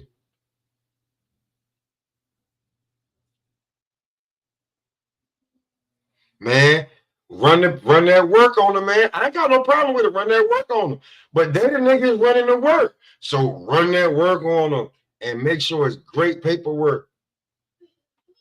Word up. But this shit get crazy, man. That's why you just got to sit. But because they put it on the internet, a nigga, an outsider is able to run content on it. Bricc Baby. All of this went down while Bricc Baby was in prison about a year before his release. Regardless though, upon his release, a lot of people were curious where his loyalties would lie. Are you loyal to your buddy Dirk or to the Rolling 60s, specifically the set that you brought to Georgia? Now, according to the LA street codes, you're never supposed to go against your own gang, because at that point, what's the point of even being in it? When you're constantly talking about on 6-0 and on hood and riding and being loyal for the set, there's no way you can cross your own flag. However, when it comes to your millionaire friend, all of that goes out the window. Right after his prison release, Bricc Baby goes on No Jumper and lets the world know where he stands. You know what I'm saying? Like Quando Rondo. You're not with him. Boy, stop. Well, that's gotta be weird for you because you with Dirk so much. It ain't weird for me. Yeah. It ain't weird for me at all. You know what I'm saying? You're not from Rolling 60s. Oh, really? You're not from LA Rolling 60s. You're not from Rolling 60s. Oh, really? You're not from LA Rolling 60s. You're not from Rolling 60s. Wait. All those years of putting people on in Georgia and spreading the 60s out there, and you don't even respect them as Rolling 60s? That makes no sense. That is the dumbest reason to say that you're not rocking with Quando, because he's not from LA and he's from Georgia. Like earlier, if you've been paying attention to the whole shit, you can on the playback. He wanted to go to Georgia and try to bring structure to the Crippin', especially if you was Rolling 60. But you ain't gonna respect Quando because Dirk got the bag to put you on. That, my friend, is called set tripping. That is called set tripping. Yes, it is. It makes no sense. So to all the rolling 60s out there that aren't in LA, see this and understand that the guys in LA do not respect you. So just understand. Got a white guy, possibly maybe, over close to 1 million views. He's getting paid off this channel. You got an idiot in front of the screen that's trying to represent y'all. And if you real, you know he ain't what it is. Understand that. And that's not to mention that the guys out of state are probably more active because in LA they're just squabbling and catching fades and hanging out in front of their $1 million hoods where nothing happens and they talk about how crazy it is. But the point is that Bricc Baby did the unthinkable and went against his own flag for his millionaire friend, going against everything he's ever said he stood for. And that just shows you the true character of Bricc Baby, just grimy and slimy. You really from the trenches and you showing love, cause we not gonna get on your ass. You get what I'm saying? Cause you got it like how we got it. Cause you got it like how we got it. Cause you got it like how we got it. It's these pretending ass niggas. You don't have a hood that you taking care of. You're not from the hood. You're not from the hood. You're not from the hood. You're not from the hood. You're not from the hood. So now that we know where Bricc Baby stands, let's focus back on the beef between Lil Durk and Quando. From all accounts, Quando and the Savannah Rolling 60s never wanted beef with Vaughn and really never wanted this to happen at all. And despite the fact that all Lil Tim did was defend his friend, Lil Durk still wants get back for Vaughn. Well, given that Durk lives in Atlanta and Quando and his boys are only a few hours away, you'd think that he'd send a hit to Savannah. But because Quando and his boys would have home field advantage, and it's the South where everyone's packing heat, it's not necessarily an easy hit. But instead, Durk waits patiently for them to go to a particular city, a city where he knows he can get them gone. This, of course, would be the city of Los Angeles, which for 3 reasons would be the perfect place for him to do it. If Quando and his boys are in LA, they have no home field advantage. In fact, they probably don't know where they are at any time. And secondly, they won't be strapped because the laws in California make it pretty much impossible to do so. And the third reason? None other than Bricc Baby. As we know, Bricc Baby is the king of hawking down rappers as soon as they touch down in the city. And not only can he give you Quando's exact location, but he can also supply you with what you need. You know, the days. Well, from what the FBI states, Lil Durk waits patiently for Quando and his boys to go to LA. And that day would finally come, nearly 2 years after the demise of Vaughn, August 18th, 2022. It's a regular morning like any other when Lil Durk gets a call from an unknown source informing him of Quando's presence in LA. This is the opportunity he's been waiting for, so he seizes it and he quickly calls an OTF member by the name of Vonnie. OTF Vonnie, whose real name is Kevon Grant, is a certified stepper from Detroit who's known for getting things done. So as soon as Durk gets the information on Quando, he calls up Vonnie and has him fly on his private jet to come meet. Salute the Krieger Baby. Now Krieger, here's the thing, bro. Salute the Krieger. Point and shoot. Here's the thing. I know, like, cause I've commented on Swamp Stories getting this shit constantly wrong. Well, like not completely wrong, but just not going to the full extent. But this is what Bricc Baby wanted. This is what he wanted. He wanted the attention. He probably really waiting on the trap on the Trap Ross shit, just and have him go completely detailed into it, because he did a little thing on it a year ago, and I showed it about their Bricc Baby set up Quando Rondo. But I'm just giving him what he wants. He wants it. Look at the title. Streets Ain't the Streets, and Bricc Baby wins Biggest Clout Chaser. So I'm gonna give him what he wants. And the nominee for Biggest Clout Chaser is, no matter if Swamp Story is right or wrong, meet him. So according to investigators from here, Dirk and Vonnie have a meeting where they discuss what needs to be done. And because of Vonnie's reputation for allegedly getting people slumped, he's tasked with handling all the logistics. This includes booking flights, hotel rooms, rental cars, and basically handling everything that needs to be done. So as soon as the meeting wraps up, Vonnie immediately gets to planning. First, he gets in contact with 4 reputed OTF steppers, handpicked by him. These would be DeAndre Wilson, also known as Didi, Keith Jones, also known as Flocka, David Lindsay, also known as Brown Eyes, and Asa Houston, also known as Boogie. He informs them of the mission at hand and tells them to immediately get ready. Then he makes a massive mistake. Using OTF credit cards, he books them red-eye flights to Los Angeles. Coincidentally, just minutes after doing this, Dirk texts him, "Hey, don't book no flights under my name or anything that has to do with me." Too late, buddy. Not only did he already use the OTF card to get them flights, but he also got them hotel rooms as well. On top of this, one of the hitters DMs his girl on Instagram and lets her know that he's on his way to Los Angeles. Regardless, this doesn't stop anything, and the 4 OTF hitters head to the airport for the midnight flight. Okay, so now that all the travel is handled, Vonnie hops on a private jet headed to Los Angeles.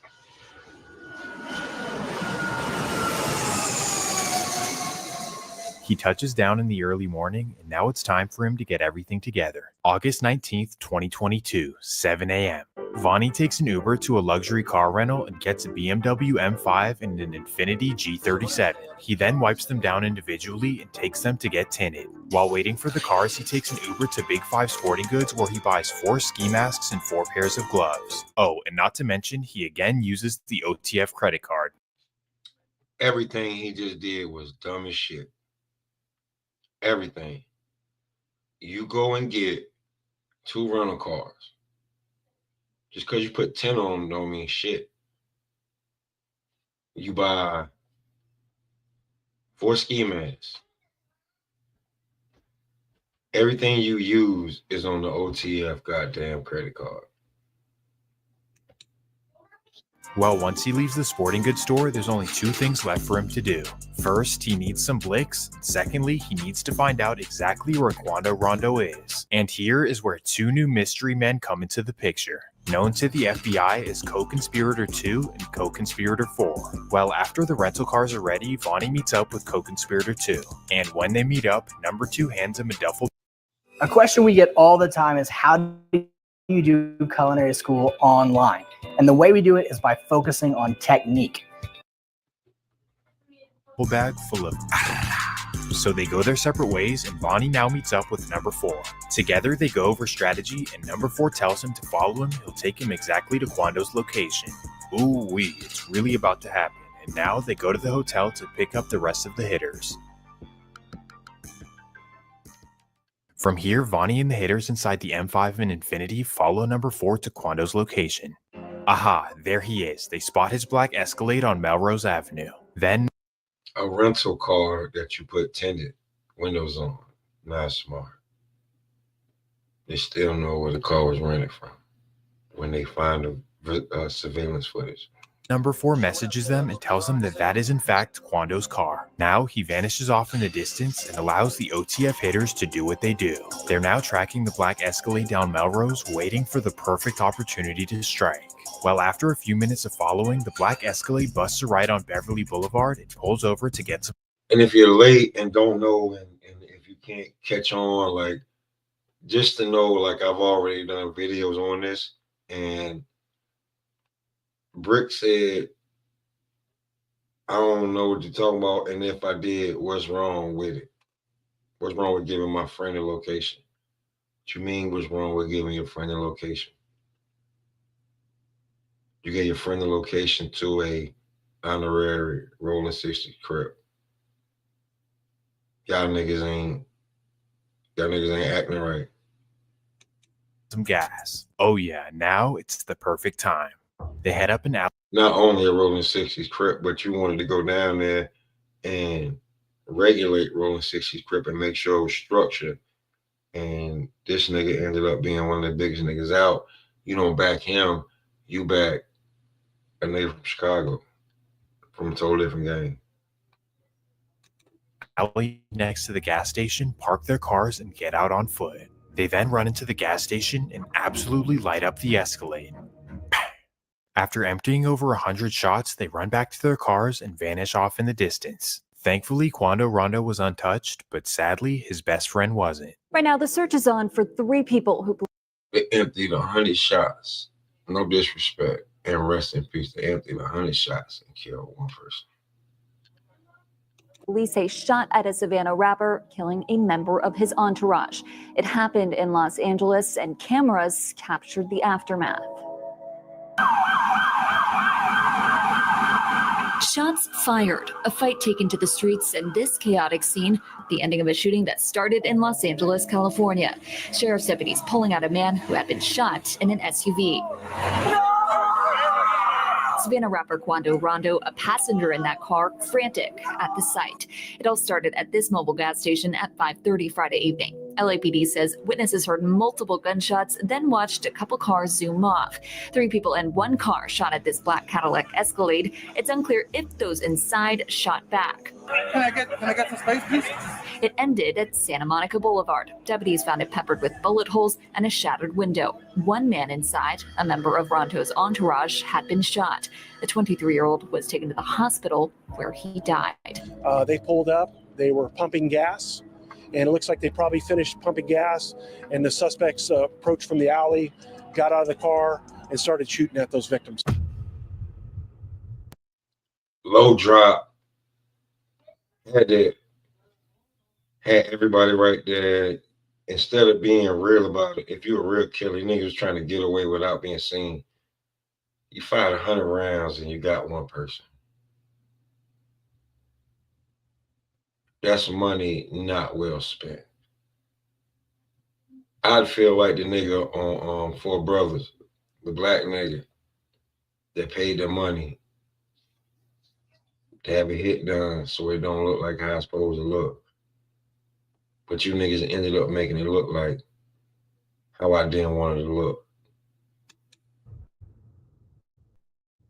Shortly after doing this, the OTF members wiped down the rental cars, put their plates back on, and returned them back to the owners. Now here's where things get interesting. After heading to the hotel and changing clothes, the 4 hitters head to Calabasas in an Uber to go to a burger restaurant. And there waiting for them is co-conspirator 2, who's there to discuss business and who gets paid what. Then once they come to a fair agreement, co-conspirator 2 takes a private jet to Chicago, and the rest of them head down to San Diego. This is where they wait for a couple of days, and a trustworthy friend of Dirk brings them a whole lot of money. Now this begs an important question. Who does Dirk trust in California to handle a whole lot of his money? And on top of this, who did he trust to find Quando's location and to supply the weapons? Well, I have somebody in mind, and I definitely think he's either co-conspirator 2 or co-conspirator 4. Given everything we know about Bricc Baby's history in the streets, his dislike for Quando Rondo, and his relationship with Dirk, it would only make sense. But not only does it make logical sense, but there's also a whole lot of information out there that will make you think that Bricc Baby had something to do with this. So now let's get into the reasons why Bricc Baby was certainly involved. Nasty dealer. This is his own shit that he already got. This is nasty dealer. Here we go. Reason number 1. Directly after losing his friend, Living with opioid addiction can be a struggle, trapped in a cycle of opioid use, withdrawal, and craving. Quando Rondo blames the Rolling 60s. Directly after the incident, he goes on social media and posts this on his story. Basically, what he's saying is that he's done with the Rolling 60s, he's putting down his flag because of disloyalty. Now ask yourself, why after this incident would he be upset with his own gang? So much so that he's going to put his flag down because of disloyalty. Obviously, he knew something the world didn't, that the Rolling 60s had something to do with the death of Lil Pab. And as we know from the indictment, somebody from LA gave up his address, so who else could it possibly be? Who else in Los Angeles would know Quando's exact location other than his own gang who he's supposed to tap in with? And on top of this, which Rolling 60 would be connected to Dirk? Obviously Bricc Baby. And that's just the first reason why I believe that Bricc Baby is co-conspirator 4. And trust me, there's a whole lot of other reasons as well, all coming out of his own mouth. And now we're at reason number 2. Bricc Baby hints at it and admits that he was involved. During the period after the incident, nobody was thinking that Lil Durk was involved because it happened in LA and the whole Rolling 60s thing. But that's when Bricc Baby goes on No Jumper and reveals to the world that Lil Pop's death was get back for Vaughn. Oh yeah, slap for Vaughn, right? Yeah. They say you can't say that no more. Why? Oh yeah, because of no. Like They who say died? you can't say that no more. Oh, because of FBG Cash? Mind you. Like I said, you can come on the East Coast, sometimes Midwest, down south, in between, throw a rock and hit a podcaster, all up and down. That's doing numbers. But when you go to the West Coast, especially when it comes to the culture and hip hop, No Jumper has the biggest platform. And this is what Dick Lips is saying on the biggest platform. Oh, Nah, because Lil Pop. Ooh-wee, this is when people started to put two and two together. Lil Durk had something to do with the death of Lil Pop. And isn't it interesting that one of Durk's closest friends and Rolling 60s member is the one who revealed it? Well, Wack 100 thinks it's very odd as well. Could kind of turn into something. Because if I'm not mistaken, he kind of made a comment like, I guess they can't say OTF didn't slide. There's no getting out of that. Listen, if he's just a random person, it's whatever. But he's somebody who's got photos with Durk. He's been pictured with all the OTF guys and stuff. It seems like kind of that was before he even worked for No Jumper. That actually was the interview that made me like, you know what? I'm gonna fuck with you. Wait, what? That's why you hired him? Because he snitched on Lil Durk? What? But anyways, let's continue. Because at the time, OTF was never mentioned. Right. He's the first one that made any type of anything that OTF was involved by saying, I guess they can't say they didn't slide for Vaughn no more. It's like, well, if this doesn't convince you enough, right after this, Bricc Baby would drop a song where he basically incriminates himself. In a song called Not Enough, here's what he says. He was ducking trying to hide, now he in a blunt. We dropped 100 shots, go dig your partner up.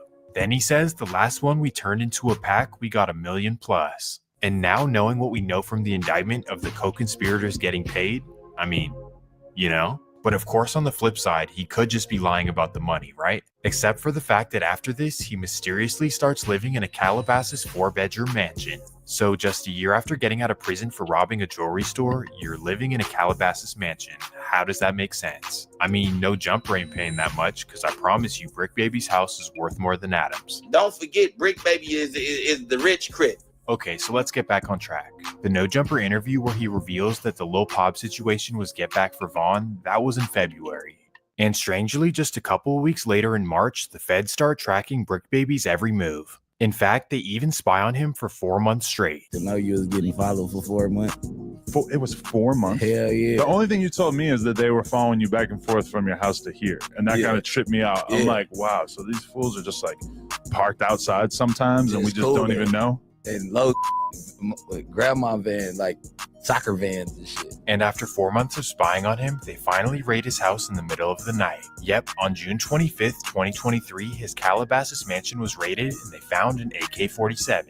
Now, generally, this isn't that serious, but given that he's a 4-time felon, this is no joke. In fact, just like Crip Mac, he was facing up to 15 years in prison. And even though he seemed to wiggle out of serious consequences for every felony he's ever had, this one is a little different because it's the feds. Well, long story short, over the next year, somehow the case just magically disappears. And that really makes you wonder, how does a 4-time felon have such a big case dropped just like that? Well, actually, the first question is, why was he being spied on and why was he raided in the first place? Does it have anything to do with the murder of Lil Pop? Or the fact that he was snitching on himself? Well, Wack 100 seems to think that he snitched to get out of this, and that's why Lil Durk is now indicted. Bricc got an open case.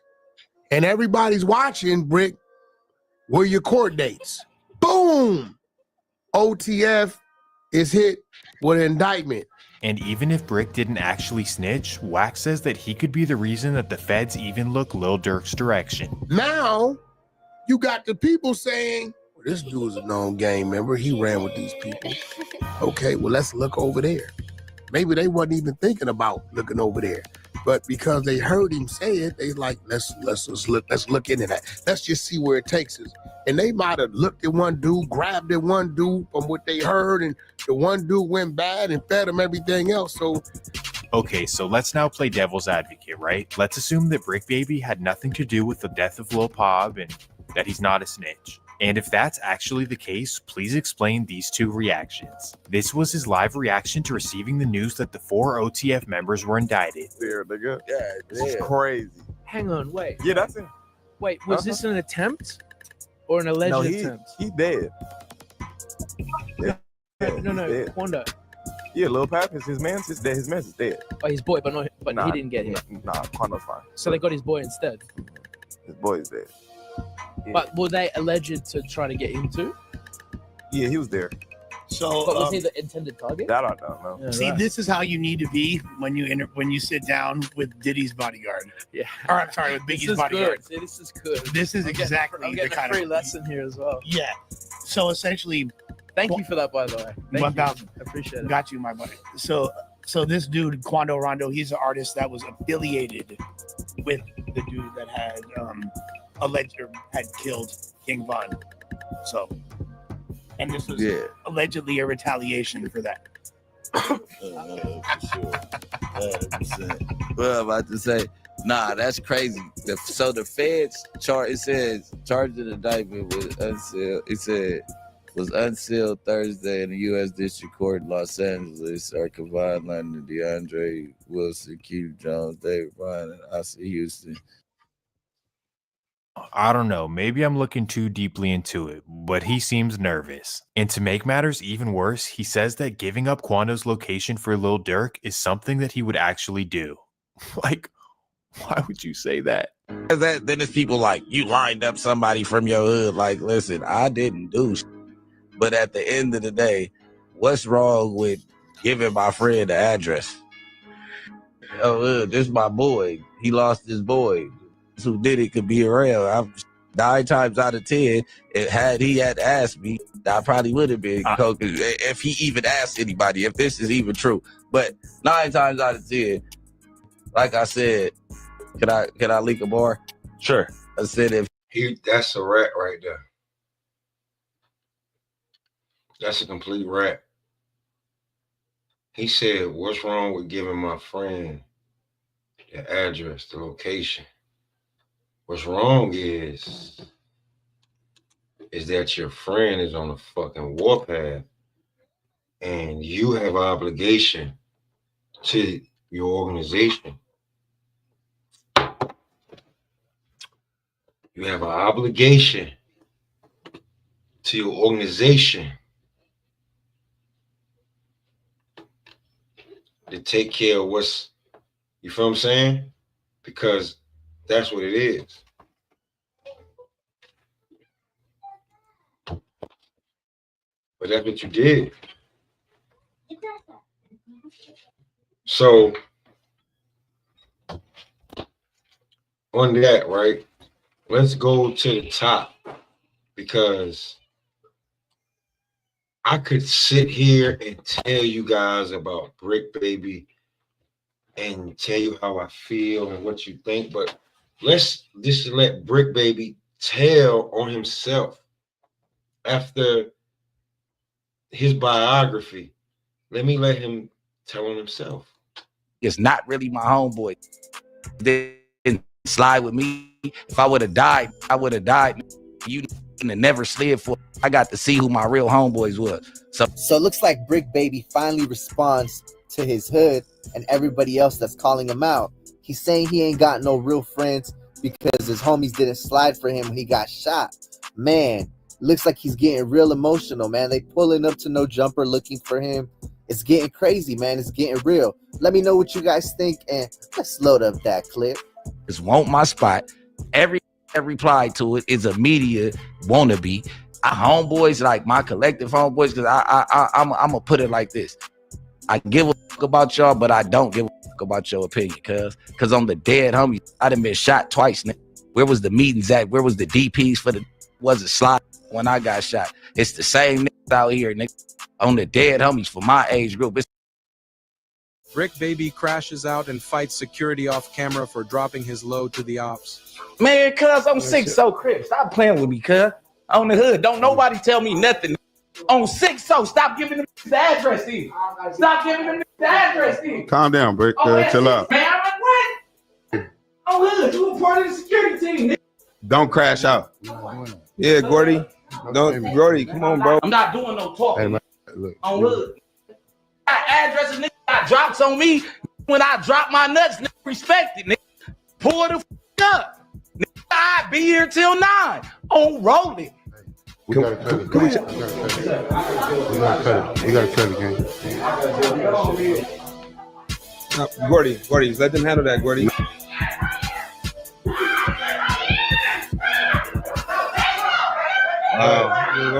Come sit down. They say you can't say that no more. Why? Oh, yeah, because of FBG Cash? Or who? Nah, because Lil Pop. Out of nowhere, Bricc Baby goes on the show and says, I guess they can't say OTF didn't slide for King Von anymore. That's February. March, the feds get on Bricc. We don't know this. June 2023. Feds come to Bricc Baby's house. We're under the presumption that it's an AK-47 case. They came there to get his cell phone. In the process, they come across the AK-47. That report, number 4, is a local guy that was dropping Quando's locations. Oh. After the murder, when Quando went back to Georgia, what did he immediately do? Dropped his flag? What was he claiming? Roll 60 script. Where Bricc Baby from? Roll 60 script. What you think the police told Quando? That the Roll 60s set him up? Who you think he checked in with? Roll 60s? With who? Okay, I see. God damn, what more do you need? Like, if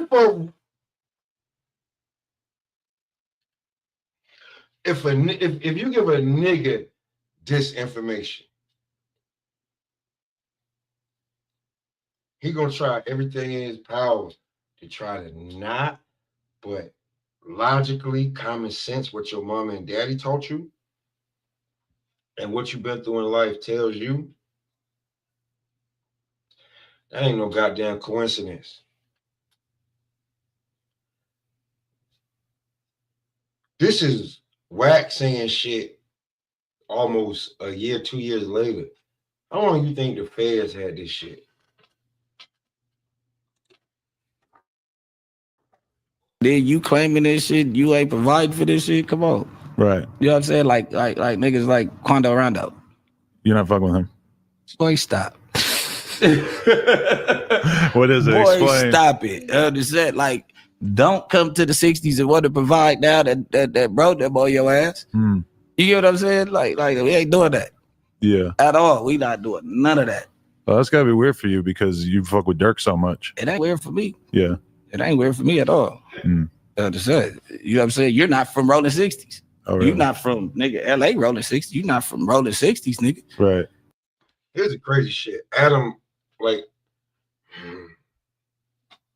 when you study something and you want to enter the culture, you know about the culture and not just where you're from. You know about the culture and how it started and where Adam should have known. Adam was being real naive. On the hood, we didn't make that call. But you didn't put that on the board like you finna make this play. On the hood.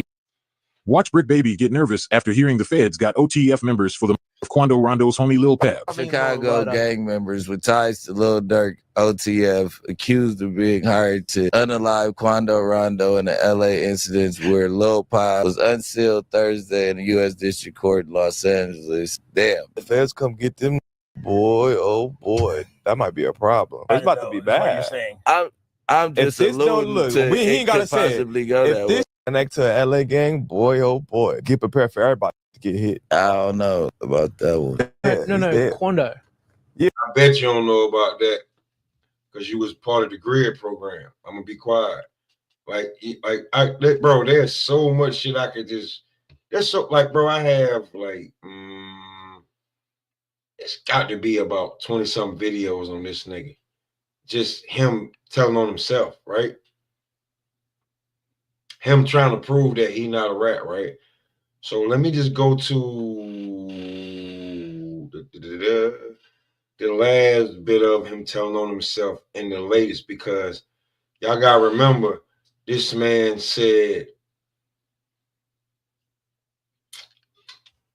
that Gucci Mane got some good pussy.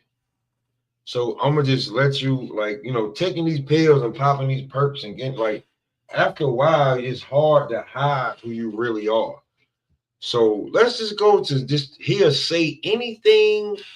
Like, let's just go to the fuck boy. Like, I'm from New York. He's from over there. Like, I'm like, they probably call him a bust over there, but he's getting like he's got the fuck boy label over here. I'm gonna just play this.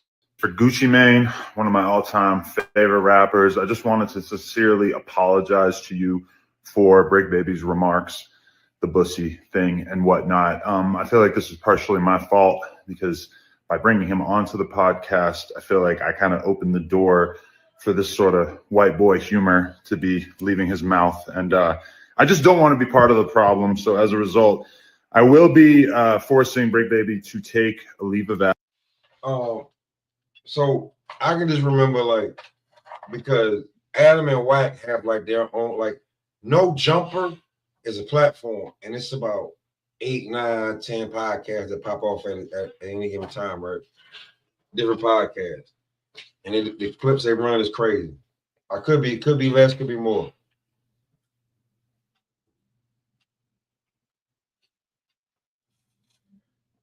The show that I see do the best numbers is the Wack and Adam show. And for a while, even though that Adam does a show with Bricc and everybody else, whenever Wack asked him, Adam was like, yo, the shit is even weird for me. And I've heard Adam say some of the weirdest shit ever. Absence, I'm going to be sending him to a rehab facility in which they'll be doing some sort of electroshock, anti-gay therapy on him. I just don't want to risk another. Now, what I do know is watching the last Adam and Wack show, you go check it. Adam's really been trying to have Gucci come on the show. I don't know if this is a play or not, but you ran it, so run it. Episode that offends Big Goo-Wop. So yeah, that's going to be happening. You probably won't see Bricc Baby on the channel for a while, but from Two-Wop to Goo-Wop, just know I'm on it. I got this handled. 1017 forever. This message is for Gucci. The feels you can't go back to your hood. I mean, shit is great. Right. It feels great. Right. The motherfucker say I can't go back to my hood. Where can I go? Right. You know what I'm saying? I respect what they saying. You know what I mean? Because the world wants me to go to the hood and be like these idiots and go live every day. Right. They don't go through. See, when you got staying up like me, you can't do shit like that because the police take everything serious. Kiki, I don't have like Swamp Stories uploaded that wrong ass video. I had to unsubscribe. It was ridiculous. Literally everybody, including Paperwork and close friends of both Dirk and Von, said it was a setup. Listen, bro. Listen to me. I'm not disputing. I'm not arguing. I'll drop the link if you want to talk about it. Anybody. I'm not disputing or arguing with anybody. I'm saying streets ain't the streets. Bricc Baby wins biggest clout chaser. That's what I'm saying. This guy right here got what he wanted. You have a Swamp Stories. You have a Trapler Ross. You have smaller platforms saying this guy this, offer this and that, right?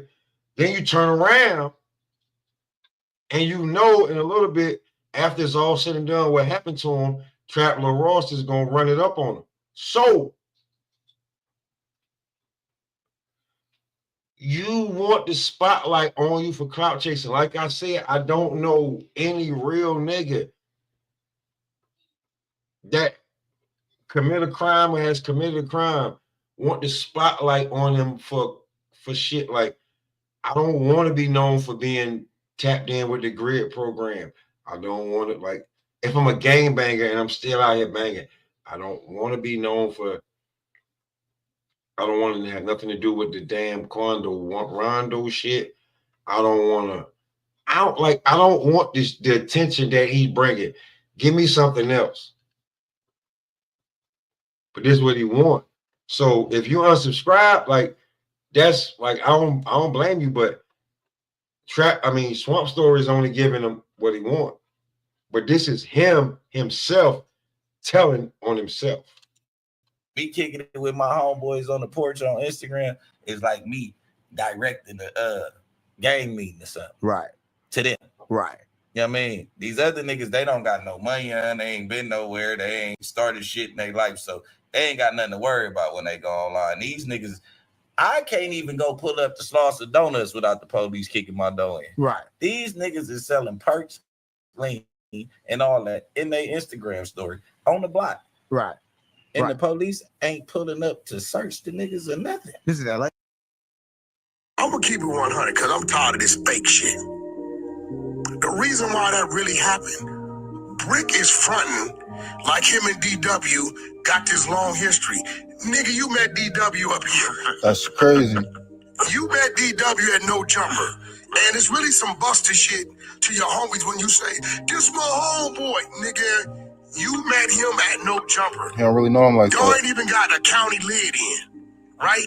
So him and DW really ain't bonded like that. I think he's scared. To be clicking like who this dude is. I think he's scared of He's DW. perpetrating a fraud as if this my He's definitely scared of DW Flame. homeboy. Like you been knowing this nigga. You met him at No Jumper. Right. And I think that's Bricc Baby where scared that of DW. disconnect was. DW would never do that to me. I would never do that to him.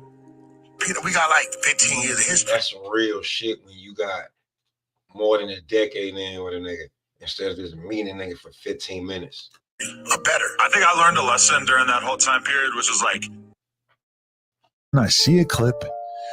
It's our friend DJ Academics sitting down with Nardo Wick, and Nardo Wick is saying he ain't never even met Bricc Baby. Yeah, I mean, I don't know that nigga. I mean, I don't know. I don't know where the fuck that came from. Never talked to him. Damn it, like what? That's and crazy. you had thrown his name in the mix during your Florida debacle.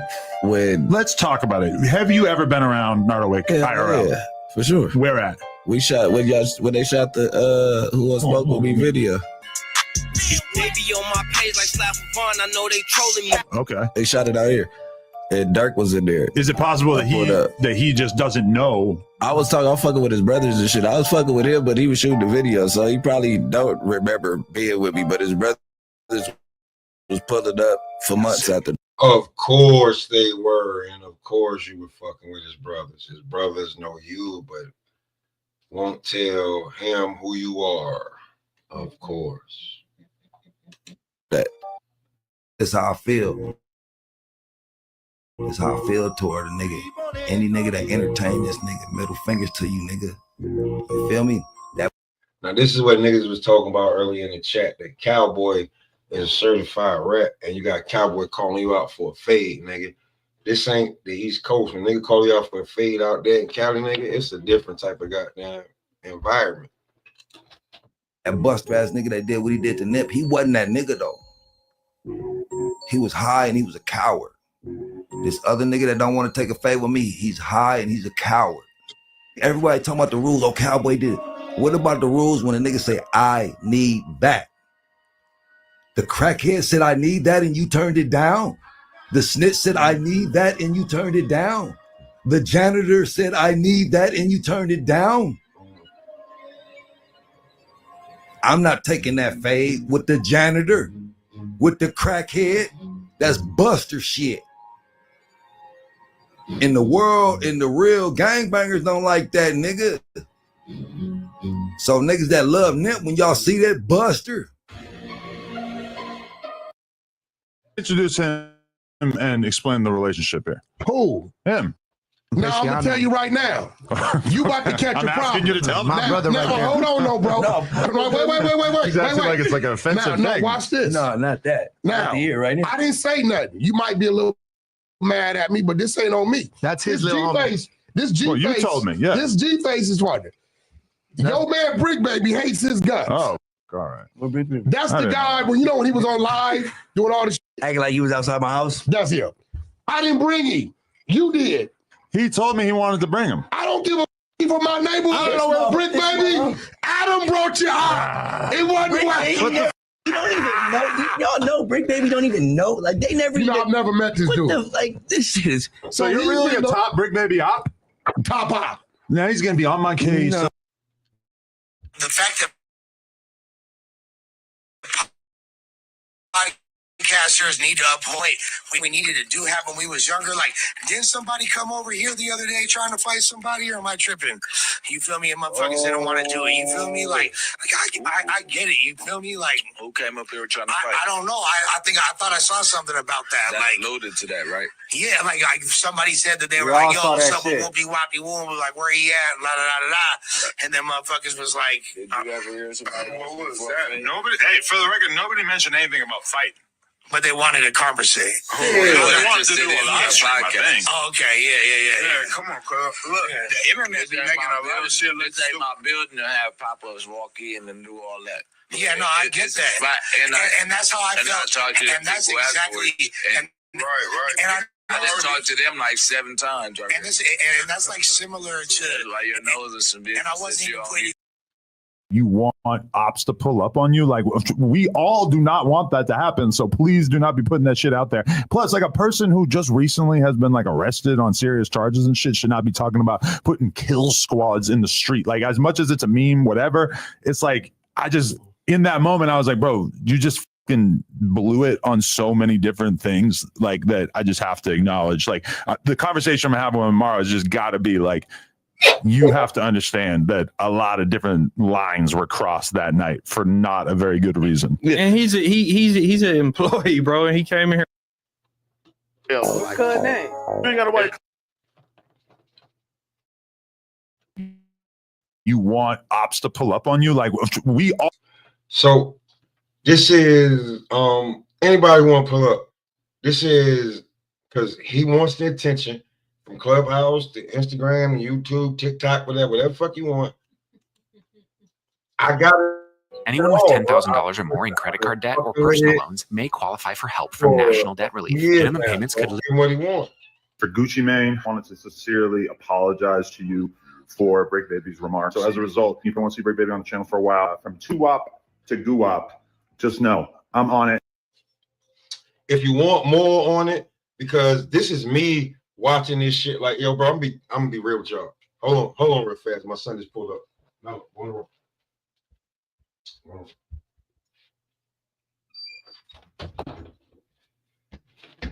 Listen, my niggas, all 41 of y'all that's in here right now, I done missed some loving with wifey doing some like sneaking out to listen to the dumb shit because I'm on the East Coast. This shit happened on the West Coast. So you know when niggas is, when it barely get dark, it's time to go to bed over here. It's like 11 when it's 8 for y'all. So like, yo, fuck with me for a minute. Like, I fuck with y'all. Fuck with me for a minute. You know what I'm saying?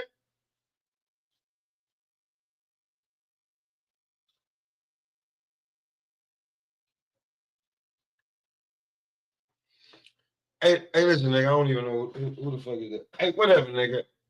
My hat better than yours. I don't see you. Click the link. Say something for real. But, you know what I'm saying? Like, nigga talking, like, I don't give a fuck about that shit, nigga. Anyway, ride out. Bricc Baby has been cut from the No Jumper team. And salute to Ray Give TV, man. I've been fucking with Ray Give for a minute.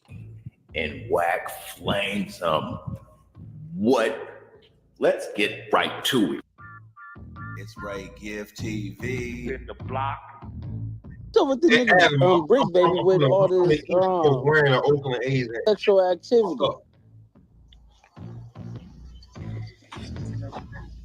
I don't know. That nigga, hey, bro. I don't know what that nigga on. Yeah, that shit crazy. And then Avert, he said he making lives and shit, talking about he want to come on the platform, but the nigga steady underline talking shit. Hey, Luz. Yeah. Hey, Wack. Hey, bro, yesterday this nigga was on 607 Unk Show, bro. This nigga, shit. he was saying the most gayest shit ever, bro. And then he was squirting baby oil on The nigga told the 607 nigga, Unk. you can't come to LA.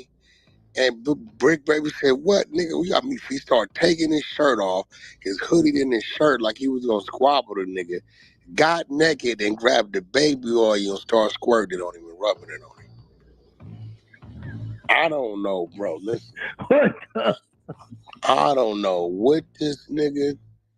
I see that part. The nigga said, yeah, bro. Then he said about Gucci, I was saying, the way Gucci act, if he was a female, he'd have some good pussy. Huh? Yeah, that's what he said on that show. 607 Unk. What is you talking about, bro? He bugged out. Hey, Wack, I can't believe that I seen Bricc Baby. And then the nigga asked him though, Unk asked him, hey bro, you gay for pay? And he pulled out the baby oil again, like he was like, all right. The nigga Unk was like, yo, bro, I'm not gonna lie, bro. I'm a real nigga. I'm a gangster. I gotta change my intro now. Niggas gonna think I'm gay. Fucking with you. Like, that shit was crazy, bro. That nigga Bricc Baby something else, bro. But you know what he said he doing it for, right? What? Clout. Clout. He said he doing it for clout. He a clout. Yo. Nigga, putting on baby. Yo, listen. Just because Diddy, I'm like, I don't even go towards the baby or Island Family Dollar. I'm going straight to the cocoa butter and shit like that. I gotta bring that back.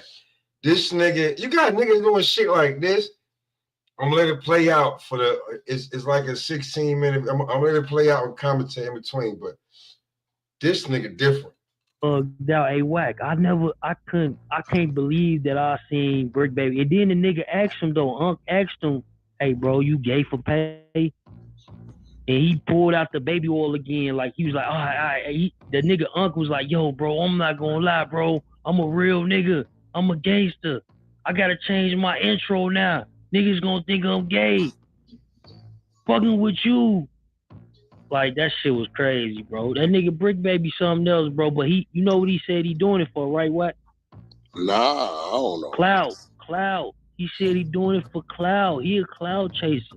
But bro, I said on No Jumper, I said, bro, Bricc Baby is not a gang member like that, bro. He didn't cross the street. The shit he say to Adam, yeah, we do gay shit sometimes. And all this shit, bro, like, you cross the street, you might as well just go all the way entertainer and just do what you do. Maybe that's what he doing. No, but literally he basically said that, yeah, fuck the 60 shit. I want to just, be a podcast. I'm going into that world. That's what he said. Exactly what he said. It's right, GFTV. In the block. But don't you think you should do something better than that instead of going that route?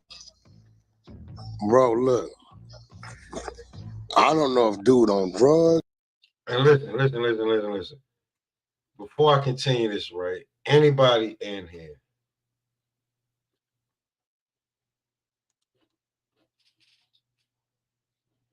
Yeah. Hey, Trill Smokey, my nigga. He asking for it. So we only giving to him what he want, right?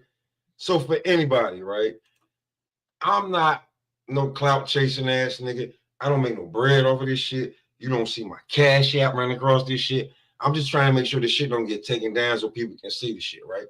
Get whatever. Like, I'm still trying, like, I'm not buying views and content. Everybody that's in here is fucking real.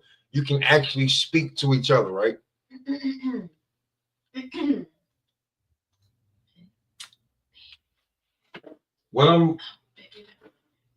when it comes to this shit, bro.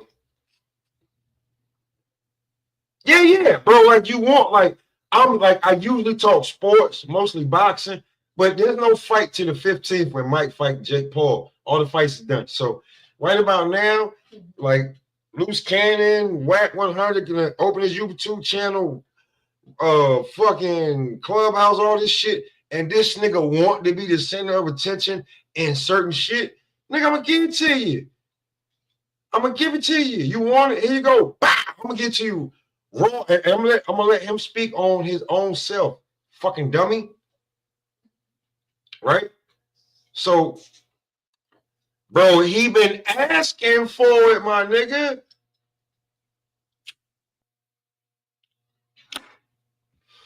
He been asking for it. So, I'm gonna let you have it. And like, listen, I'm an 80s baby, bro. I'm an older nigga. Like, I don't disrespect what I know what is real. So anybody who wanna speak, don't like. I respect this shit to a whole. Like, I respect it, bro.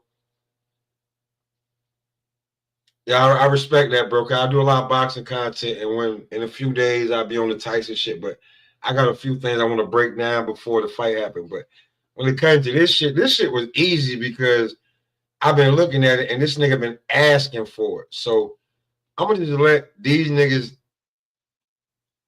tell how this nigga telling himself. I don't know what made dude's mind up to say, "Get, nigga, I'm just out there." I don't know, bro. I think it's really because he know when that paperwork come out, it's over with for him. So he just that's what it gotta be. What I did notice is I didn't hear too many on the dead homies on Hood on 6-0. I told him you should refrain from saying that and just be who you want to be. And I think that's what he did. He took the perks, and when he took those perks or whatever, he came out as himself. Yeah, that nigga was damn sure kept wiping his face. He might have been high. I don't know, bro. Now, just me, right? I hate talking about it, but 2001, I went and did a little vacation, a little 6-month vacation in the county, right? Oh my God. When you watch niggas come to the guy, when you watch niggas rushing to the line for their meds right before the last count, or second to last count, before you go to bed, and you see the niggas that are going to get this shit, you're like, yo, it's a bunch of young niggas in the line.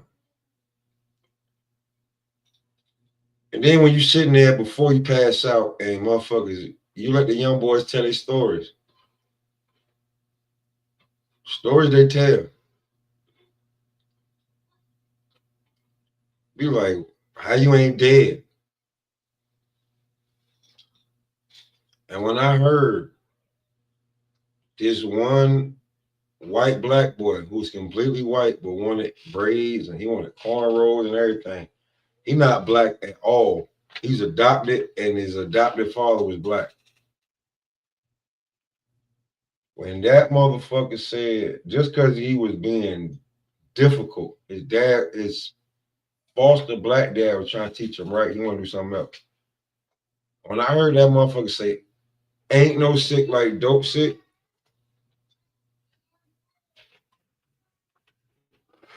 he said, ain't no sick like dope sick. I said, yeah. It's a wrap for y'all niggas. Bro. No, they say he was taking perks on the like while he was doing the interview. Yeah, then it seemed like so he wanted to be Orlando Brown, and then he wanted to be Kodak Black last night with the Kai Snot. Like, dude, ass is wild, bro. I hope he don't like. He really doing bad right now. I ain't gonna lie. He's crashing out because he know when that paperwork come out or whatever like that, that he's an informant.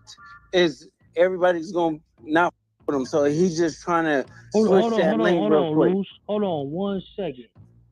Yo, we live, we direct. It's definitely Clout Chaser TV. We got Loose Cannon in the building. Whack 100. Now remind you, I'm gonna skip along because this is they going back and forth with the clubhouse shit, but this is Ray Gibb reporting. You know what I'm saying? So, but this shit, I'm gonna skip along a little bit so you can hear this nigga Bricc say crazy shit because this nigga Bricc said Gucci Man got good pussy. Like, what the fuck is wrong with you, nigga? And then you come back and say, if he was a woman, he would have good coochie. Like, why would you say that about a grown man? Like, who the fuck says that? Like, this is the nigga that's out here on a big platform trying to represent the West. Even Adam 22 knew, like, oh no, nigga, you done fucked up. What's the word? We got Bricc Baby in the building. Let's pull up some of this shit Bricc Baby was talking about yesterday on 606. 607 Unk Show. My bad. It's concert day, so let's get ready with Vivid Seats. I'm telling you, they have tickets for all types of fans. It's wild, man. Can't believe this shit. It's Bricc Baby.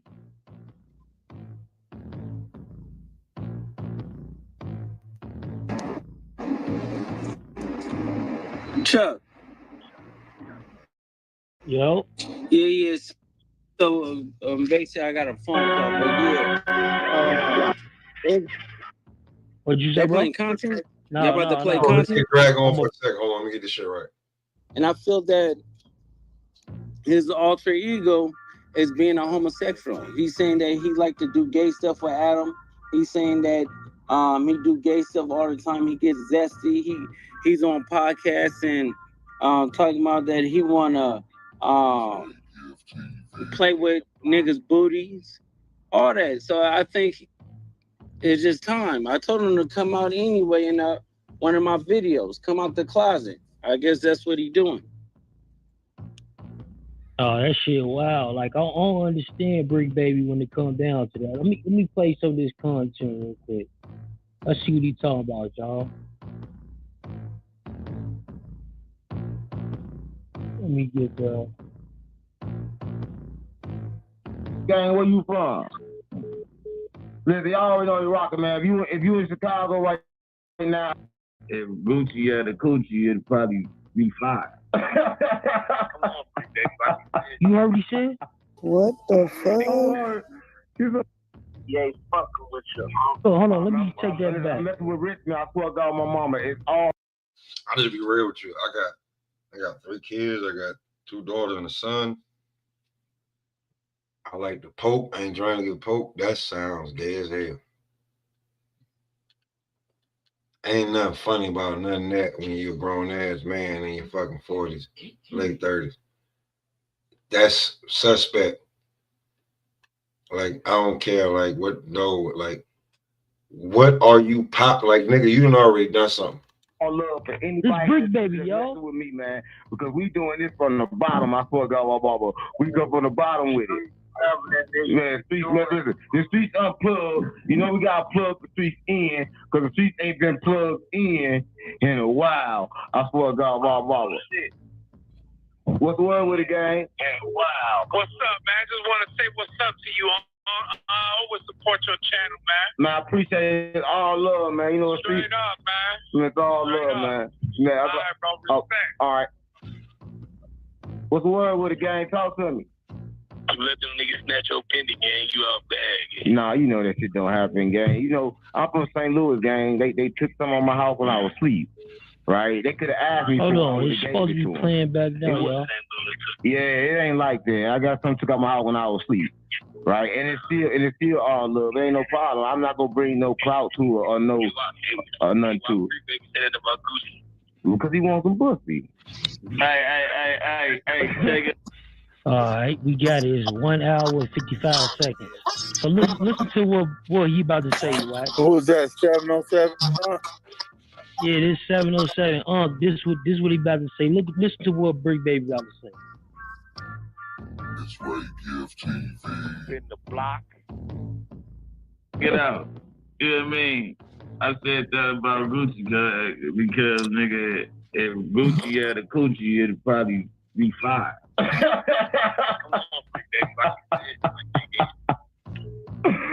If Gucci had a coochie, it'd probably be. Bro, what's to that nigga? He said if Gucci had a coochie, it'd be fire. We got 289 people in the building, man. Y'all go ahead and share this live on Facebook and Twitter, man. Send it to a friend. You dig? It's Devil the Cloud Chaser. Hey, Rich, you hear this shit? Man, that nigga. So he said another. He doubled down on it, Big Chuck. He done took it to another level. He imagined he said bussy work. He said bussy work, and then if Gucci got a coochie, it's crazy. Facts. It's a fact. Bricc is out the closet. Hey, Wack, what you think about that, bro? You think he doubling down? Hey, bro, some shit you just don't play with, bro. I don't. Yo, these are some funny fucking comments. These are funny comments. Hold on. Deshaun Smith said, shout out to Leroy Smith.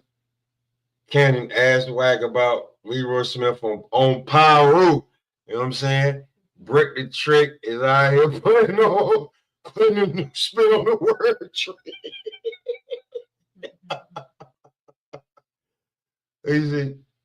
Is he Adam Homie Bear said, I want to see 607 Unc and Famous Richard together. That's pretty cool. Deshaun Smith said Wack with the rain, Wack to Wack was touching on his gay son. Oh, bro, like, hey man, I ain't even ill, bro. That you gotta holler at Wack about that. Bushy runs the world. Yo. Not no more, nigga. Trump in office. Shout out to my city, 314 St. Louis, baby. Yo, St. Louis, salute. Kansas City, out there, the Midwest. I've been out there. I was out there in Kentucky for a good 2-3 months, bro. It's different. I respect y'all. Y'all niggas different. Salute. But back to this nigga saying, like, women try to call us sassy because we can beat them in an argument. No, that's not sassy. This sassy. That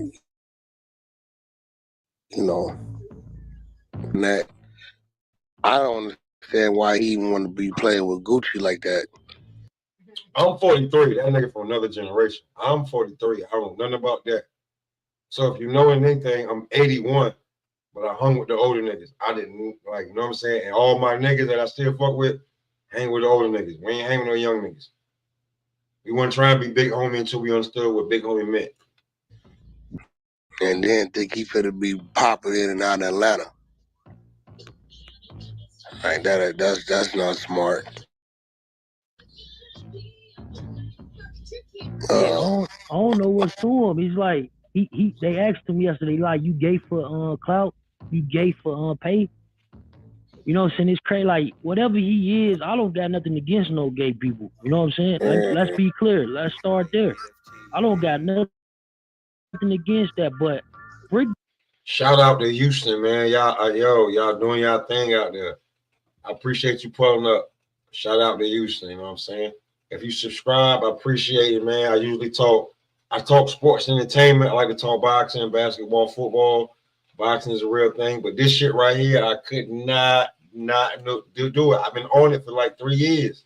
I had to do it. So, like, appreciate you. Shout out, bro.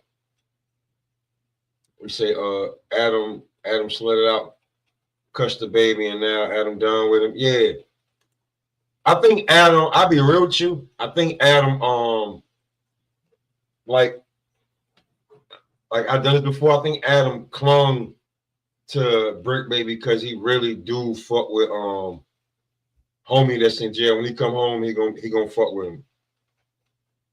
We say that's where the fucking cat come from? Oh yeah. We say that's African beef. You got to stay out of their politics. I ain't in their politics. These niggas when you put on the internet, it's open to debate. I don't put my politics from how I feel on the shit. If I do, it's open to debate. He's African beef. You say anybody see Brick's new music video? Why would I? You know what I'm saying? When he want more attention on Clubhouse and YouTube and niggas that get the shit wrong on him or just gonna talk about him on like whatever, then he want on being positive. This is what he want. So give it to him. Baby, I don't know if he playing around with their community or what, but I know he playing around with gangsters. I know that much. Yeah, he shouldn't be.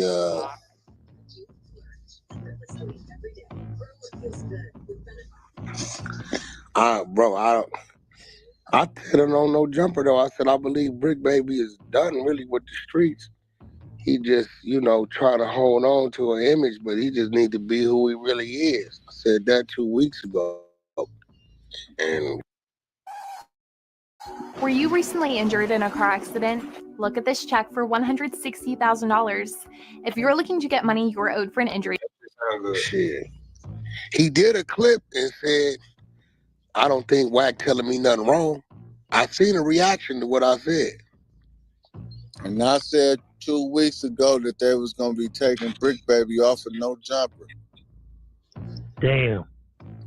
I don't think they. That's I don't on know the if they taking them off. Yeah. That's what's on Adam post right now. Yeah, I think Adam part of the troll. I think so too. Bricc playing gay or saying gay shit. Playing. Or not playing. Hey, Deshaun Penn, there's ways around that. And it's on Netflix, but I'm gonna see the fight. Just to let you know, like I'm a real nigga. I'm gonna see the fight. And there ain't gonna be no stopping me. I'm gonna see the fight. On Pyro. I'm gonna see the fight. No disrespect. I'm gonna see the goddamn fight. On everything, I'm gonna see the goddamn fight. Trust me. We watching the fight. Yeah, he doing whatever he doing, and then Adam doing that. I don't know what that is, bro. He can't bounce back to that image he had prior to. All the old hood on he can't have Kill Squad and Boosie at the same time. You gotta put down hockey sticks and put another stick in there since he's yeah, he gotta take his skulls.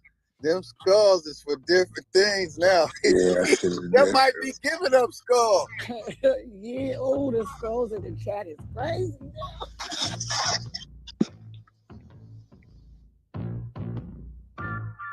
It's right here. TV. In the block. Listen to this nigga Bricc. When I was Man, asleep. you want to get initiated to the Kill Squad, no nigga. problem. I'm not gonna bring no clout to it or nothing to it. Because he wants some pussy. Hey, check it out. You know what I mean? I said that about Gucci because nigga, if Gucci had a coochie, it'd probably be fine. How the fuck is that funny?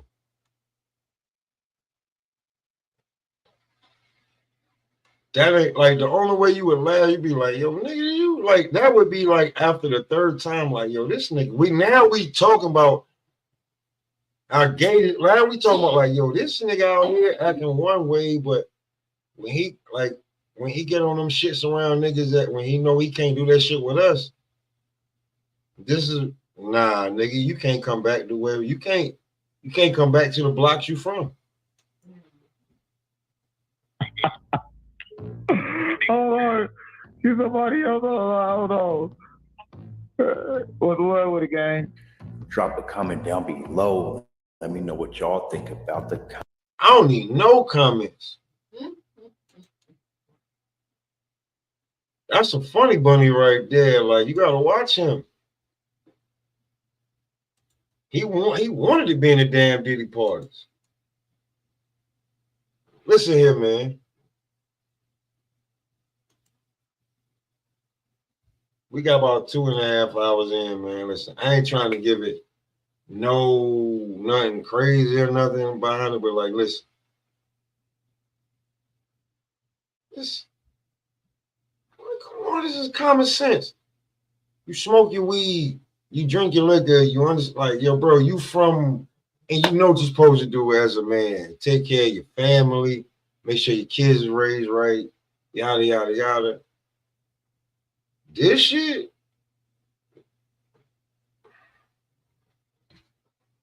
ooh, boy.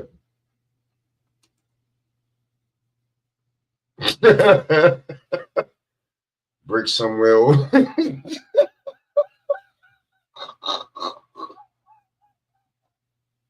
Over the rainbow.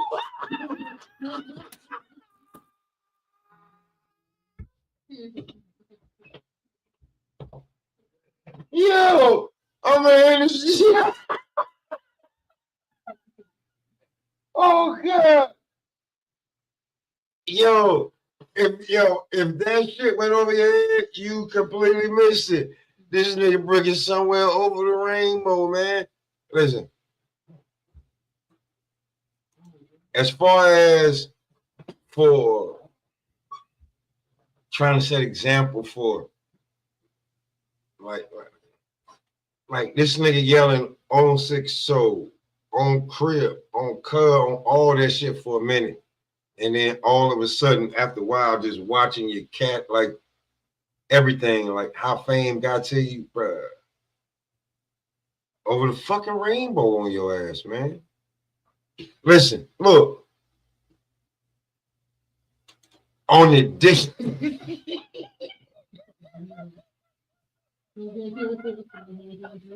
Yo, that shit is supposed to mean something. In the last year, Bricc Baby has turned that shit into like a catchphrase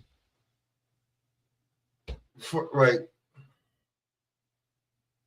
if y'all niggas be on Instagram and shit like that, you see a nigga twice be like on the damn dead bibs, dead claws, dead horn. Yo, because niggas have like, listen, it used to mean something. Receipts, that on my mama, on the dead homies, that shit meant something. This nigga out here, yo, hold on. Do I have the shit? Do I have it? Do I have the spaz out? This is got to be the funny. Nah, I can show this shit. Fuck it. This one I can show. This has got to be the funniest shit to watch a nigga damn near spaz the fuck out. Like, not even damn near. He spazzed the fuck out. This got to be the funniest. Bricc Baby crashes out. Crash out on 20,000. Crash out is on another level. If you missed it and ain't see it, you know what I'm saying?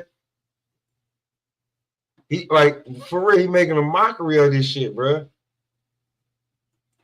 You know what I'm saying? Like niggas make up, like, this is when you get to like where niggas is like, yo, I gotta unsubscribe from Swamp Store, blah, blah, because niggas like him making a mockery of it so motherfuckers can do this shit. I really fuck with Trap Lil Ross and damn, I forget the other nigga name, but he always getting demonetized. You know what I'm saying?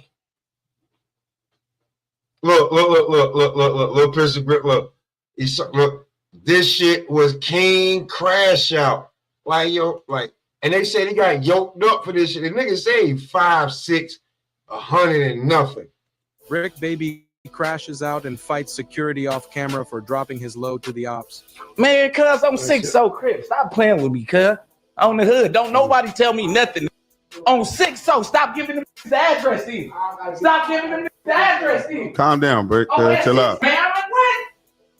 On hood, you a part of the security team, nigga. Don't crash out. Yeah, Gordy. Gordy, come on, bro. I'm not doing no talking. Hey, man, look, on hood. Addresses, nigga, got drops on me. When I drop my nuts, nigga, respect it, nigga. Pull the up. Nigga, I be here till 9. On rolling. We gotta cut it. We gotta cut it, gang. Gordy, let them handle that, Gordy.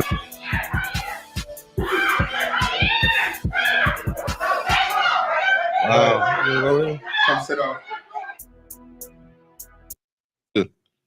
They say you can't say that no more. Why? Oh, yeah, because of FBG Cash? Or who?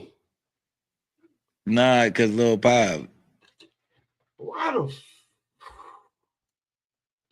ooh, boy. King crash out, boy. Look. Yo, listen, if you got an algorithm that fuck with certain shit, right? If you fuck with hip hop, you fuck with street shit. You fuck with ignorant shit, like when you want to see like crazy people that do dumb shit, and you be like, yo, yo, listen, if you ever been locked up before, you know, listen, I'm not arguing with you. If I know I'm wrong, I know I'm dirty on some other shit. Like, listen, I'm gonna let you catch me on this shit, and like, don't worry about the other shit. Just go ahead and lock me up on this shit. I'm not about to sit here and go back and forth about my rights. You don't know this, that, and the third. Like, you're not the white people that actually know these shits. They caught you, you got caught. All right, cool, bam. Go ahead, handcuff me, take me down to the precinct. What's the bail? $100, $200? I can get the fuck up out of here with that shit. Instead of making a whole scene, adding other charges, and now you look stupid. And then you don't go to court. Now you got a warrant, and your ass end up in jail. See, real niggas on this channel. That's type of shit we do. You know what I'm saying? Okay, you called me. I had some weed on me. All right, you take me to the precinct because you want to be a dick. All right, cool. What's the max you can hit me with? A few dollars, I can bail out at the precinct. Or if I really don't give a fuck and don't mind, I'll go and sit and go see the judge because I don't get the satisfaction to give you the money. Where once I actually go for the judge, I either have my lawyer call, 1, 2, legal aid break it down to some shit where I walk right the fuck up out of here for no less than $200. And if you got that bag, you can get up out of there. So like, it's different, bro. Like, no, wasn't embarrassing for him. He likes the shit. And right there when he just told on some other shit, and this is the last one I'm gonna play. Well, this is the second and the last one I'm gonna play. Out of nowhere, Bricc Baby goes on the show and says, I guess they can't say OTF didn't saliva King Von anymore. That's February. Let's get on Bricc. We don't know this. June 2023. Feds come to Bricc Baby's house. We're under the presumption that it's an AK-47 case. They came there to get his cell phone. In the process, they come across the AK-47. That report, number 4, is a local guy that was dropping Quando's locations. Oh. After the murder, when Quando went back to Georgia, what did he immediately do? Dropped his flag? What was he claiming? Roll 60 script. Where Bricc Baby from? Roll 60 script. What you think the police told Quando? That the Roll 60 set him up? Let me bring this back. Who you think he checked in with? Like Flex. Nowhere. Bricc Baby goes on the show and says, I guess they can't say OTF didn't saliva King Von anymore. That's February. March, The feds get on Bricc. We don't know this. June 2023. Feds come to Bricc Baby's house. We're under the presumption that it's an AK-47 case. They came there to get his cell phone. In the process, they come across the AK-47. That report, number 4, is a local guy that was dropping Quando's locations. Oh.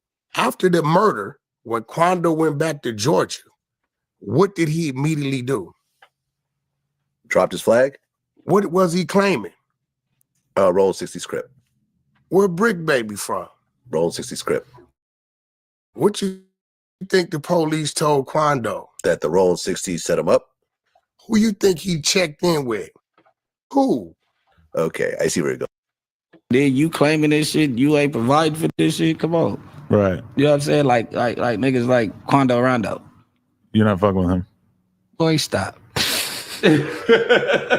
What is it? Boy, Explain. stop it. Understand? Like, don't come to the 60s and want to provide now that brought them on your ass. Hmm.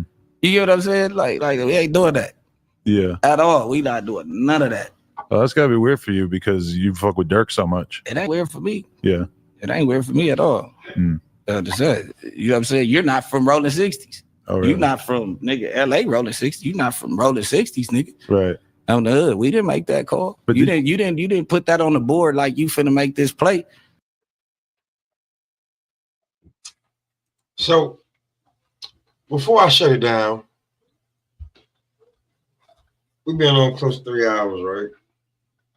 I really ain't said much. In the room, yeah. I really ain't said much. I let this man tell on himself. I started from 1 to 40 plus. Anybody, the link is out there if you want to say anything before I shut it down, or you can just keep it in the chat. I love it like that. I appreciate everybody who pulled up. But this man has literally told himself, I'm not here for the bread, I'm just here for the culture. I could not as I feel like as motherfuckers look at me like I graduated from big bro to unc. You know when you get old, I graduated from big bro to unc.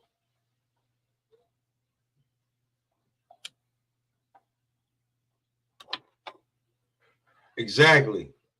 So when you say that, my nigga Pistol Grip, when you say that shit, right? When you say that, you know that he was gonna slide for homie like that.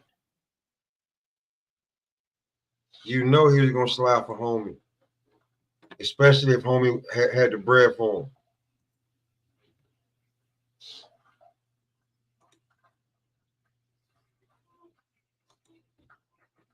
So when it comes to that, and it comes to how shit been going,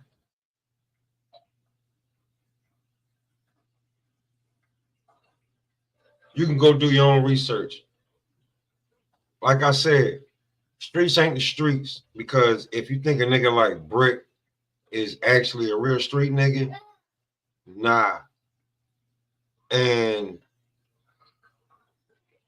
for Quando Rondo to be demonized and for Lil Tim doing what he's supposed to do, crazy. And for everybody who want to, like, listen, get out of your fucking feelings and let's get real.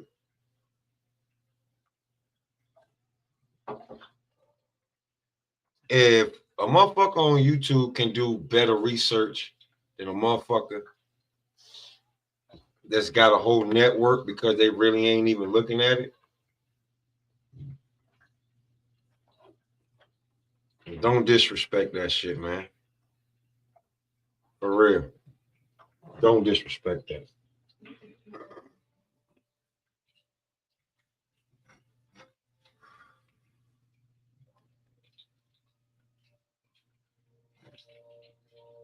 From there, we're gonna run it up.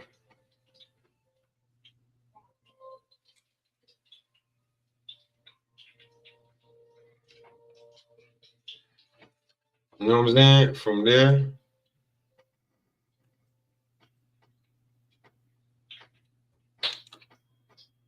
I just want everybody who pulled up. I appreciate everybody, man. This is real. This is I didn't buy anything. Like I really appreciate everybody pulling up. And for my nigga little pistol, my nigga little pistol grip, like, you know, if you continue to pull up, you'll get a wrench. And my nigga, I got something for you. I'm gonna close it out, and I really think you'll like this. You know what I'm saying? On that note, I appreciate everybody who pulled up. You can watch the playback, you can run it back, you can even make content off of it. But let's run it. Yeah, let's go with that. Yeah. Hollywood peoples. Let's get it. Let me talk to him. Yeah. Pistols up in the air. Yeah. Pistols up and they flare. Fit for dumping, I heat them up. Lift them out of that chair. 100 rounds in that drum clip. Couple pounds in that trunk sit. Few G's in that new V. Gun it down in that front flip. Fresh out and I'm back home. Chest out and I back home. Best route, get your vest out. Few hits in that pack on. New bitch in that cash home. Hit my jack for that fast loan. Take it back of that 80 flat. 2 clips in that mask on. Back to serving them fiends though. Back to earning that green hoe. Carnivore for that audible. Bullet fly with that beam though. Bullet ride on that sea slow. Back out and I lean low. Fast out to that trap house. Mac out and that thing. Black out with my team, no. We prepared and we all here. Them triggers pressing your nigga straight. Spell of death in that warfare. Couple texts and they all share. Air holes in that front nose. Double clipping that rubber grip. Get the pistol now dumped over. We got it. Ain't no stopping the 100 niggas with guns on them. We don't want to crawl from them. Nigga, let it blow. Ain't no stopping the 100 shells from one direction. My homie strapped, I hope you crawl away. My nigga, let it go. Pistols up in the air. Pistols up in the air. Pistols up in the air. Yeah, pistols up in the air. Pistols up in the air. Pistols up in the air. Pistols up in the air. Yeah, pistols up in the air. Ain't no blocking these 100 rounds. Ain't no watching, we cut them down. Clutch time when I dump mine. Ain't no stopping, we running town. 16 in that black block. Shit mean on that back block. Drug wars with them drug laws and them bitches fiend for that crack rock. Coke fiends in that white bitch. Don't lean in that slight itch. All over this cold green. I done sold dreams for that right fist. 38 be my best friend. 30 weight in that West End. Dead cop when that leg pop. Headshot with your vest in. Smith and West in that waistband. Just a mess in that wasteland. Hammers rip with the banana clips and you pray to God that they take jam. Never that and that Beretta clap. Left head in that long shit. No fear when there's folks near. We never scared of that long bit. 25 of that L shit. Couple die when them shells spit. Shout the homies that do the time when they do the crime, they don't tell shit. This the anthem that got guns. Fully Yodas and shotguns. Grip the butt, your pistol tuck. Lift it up, you got one and I'm gone. Ain't no stopping the 100 niggas with guns on them. We don't want to crawl from them. Nigga, let it blow. Ain't no stopping the 100 shells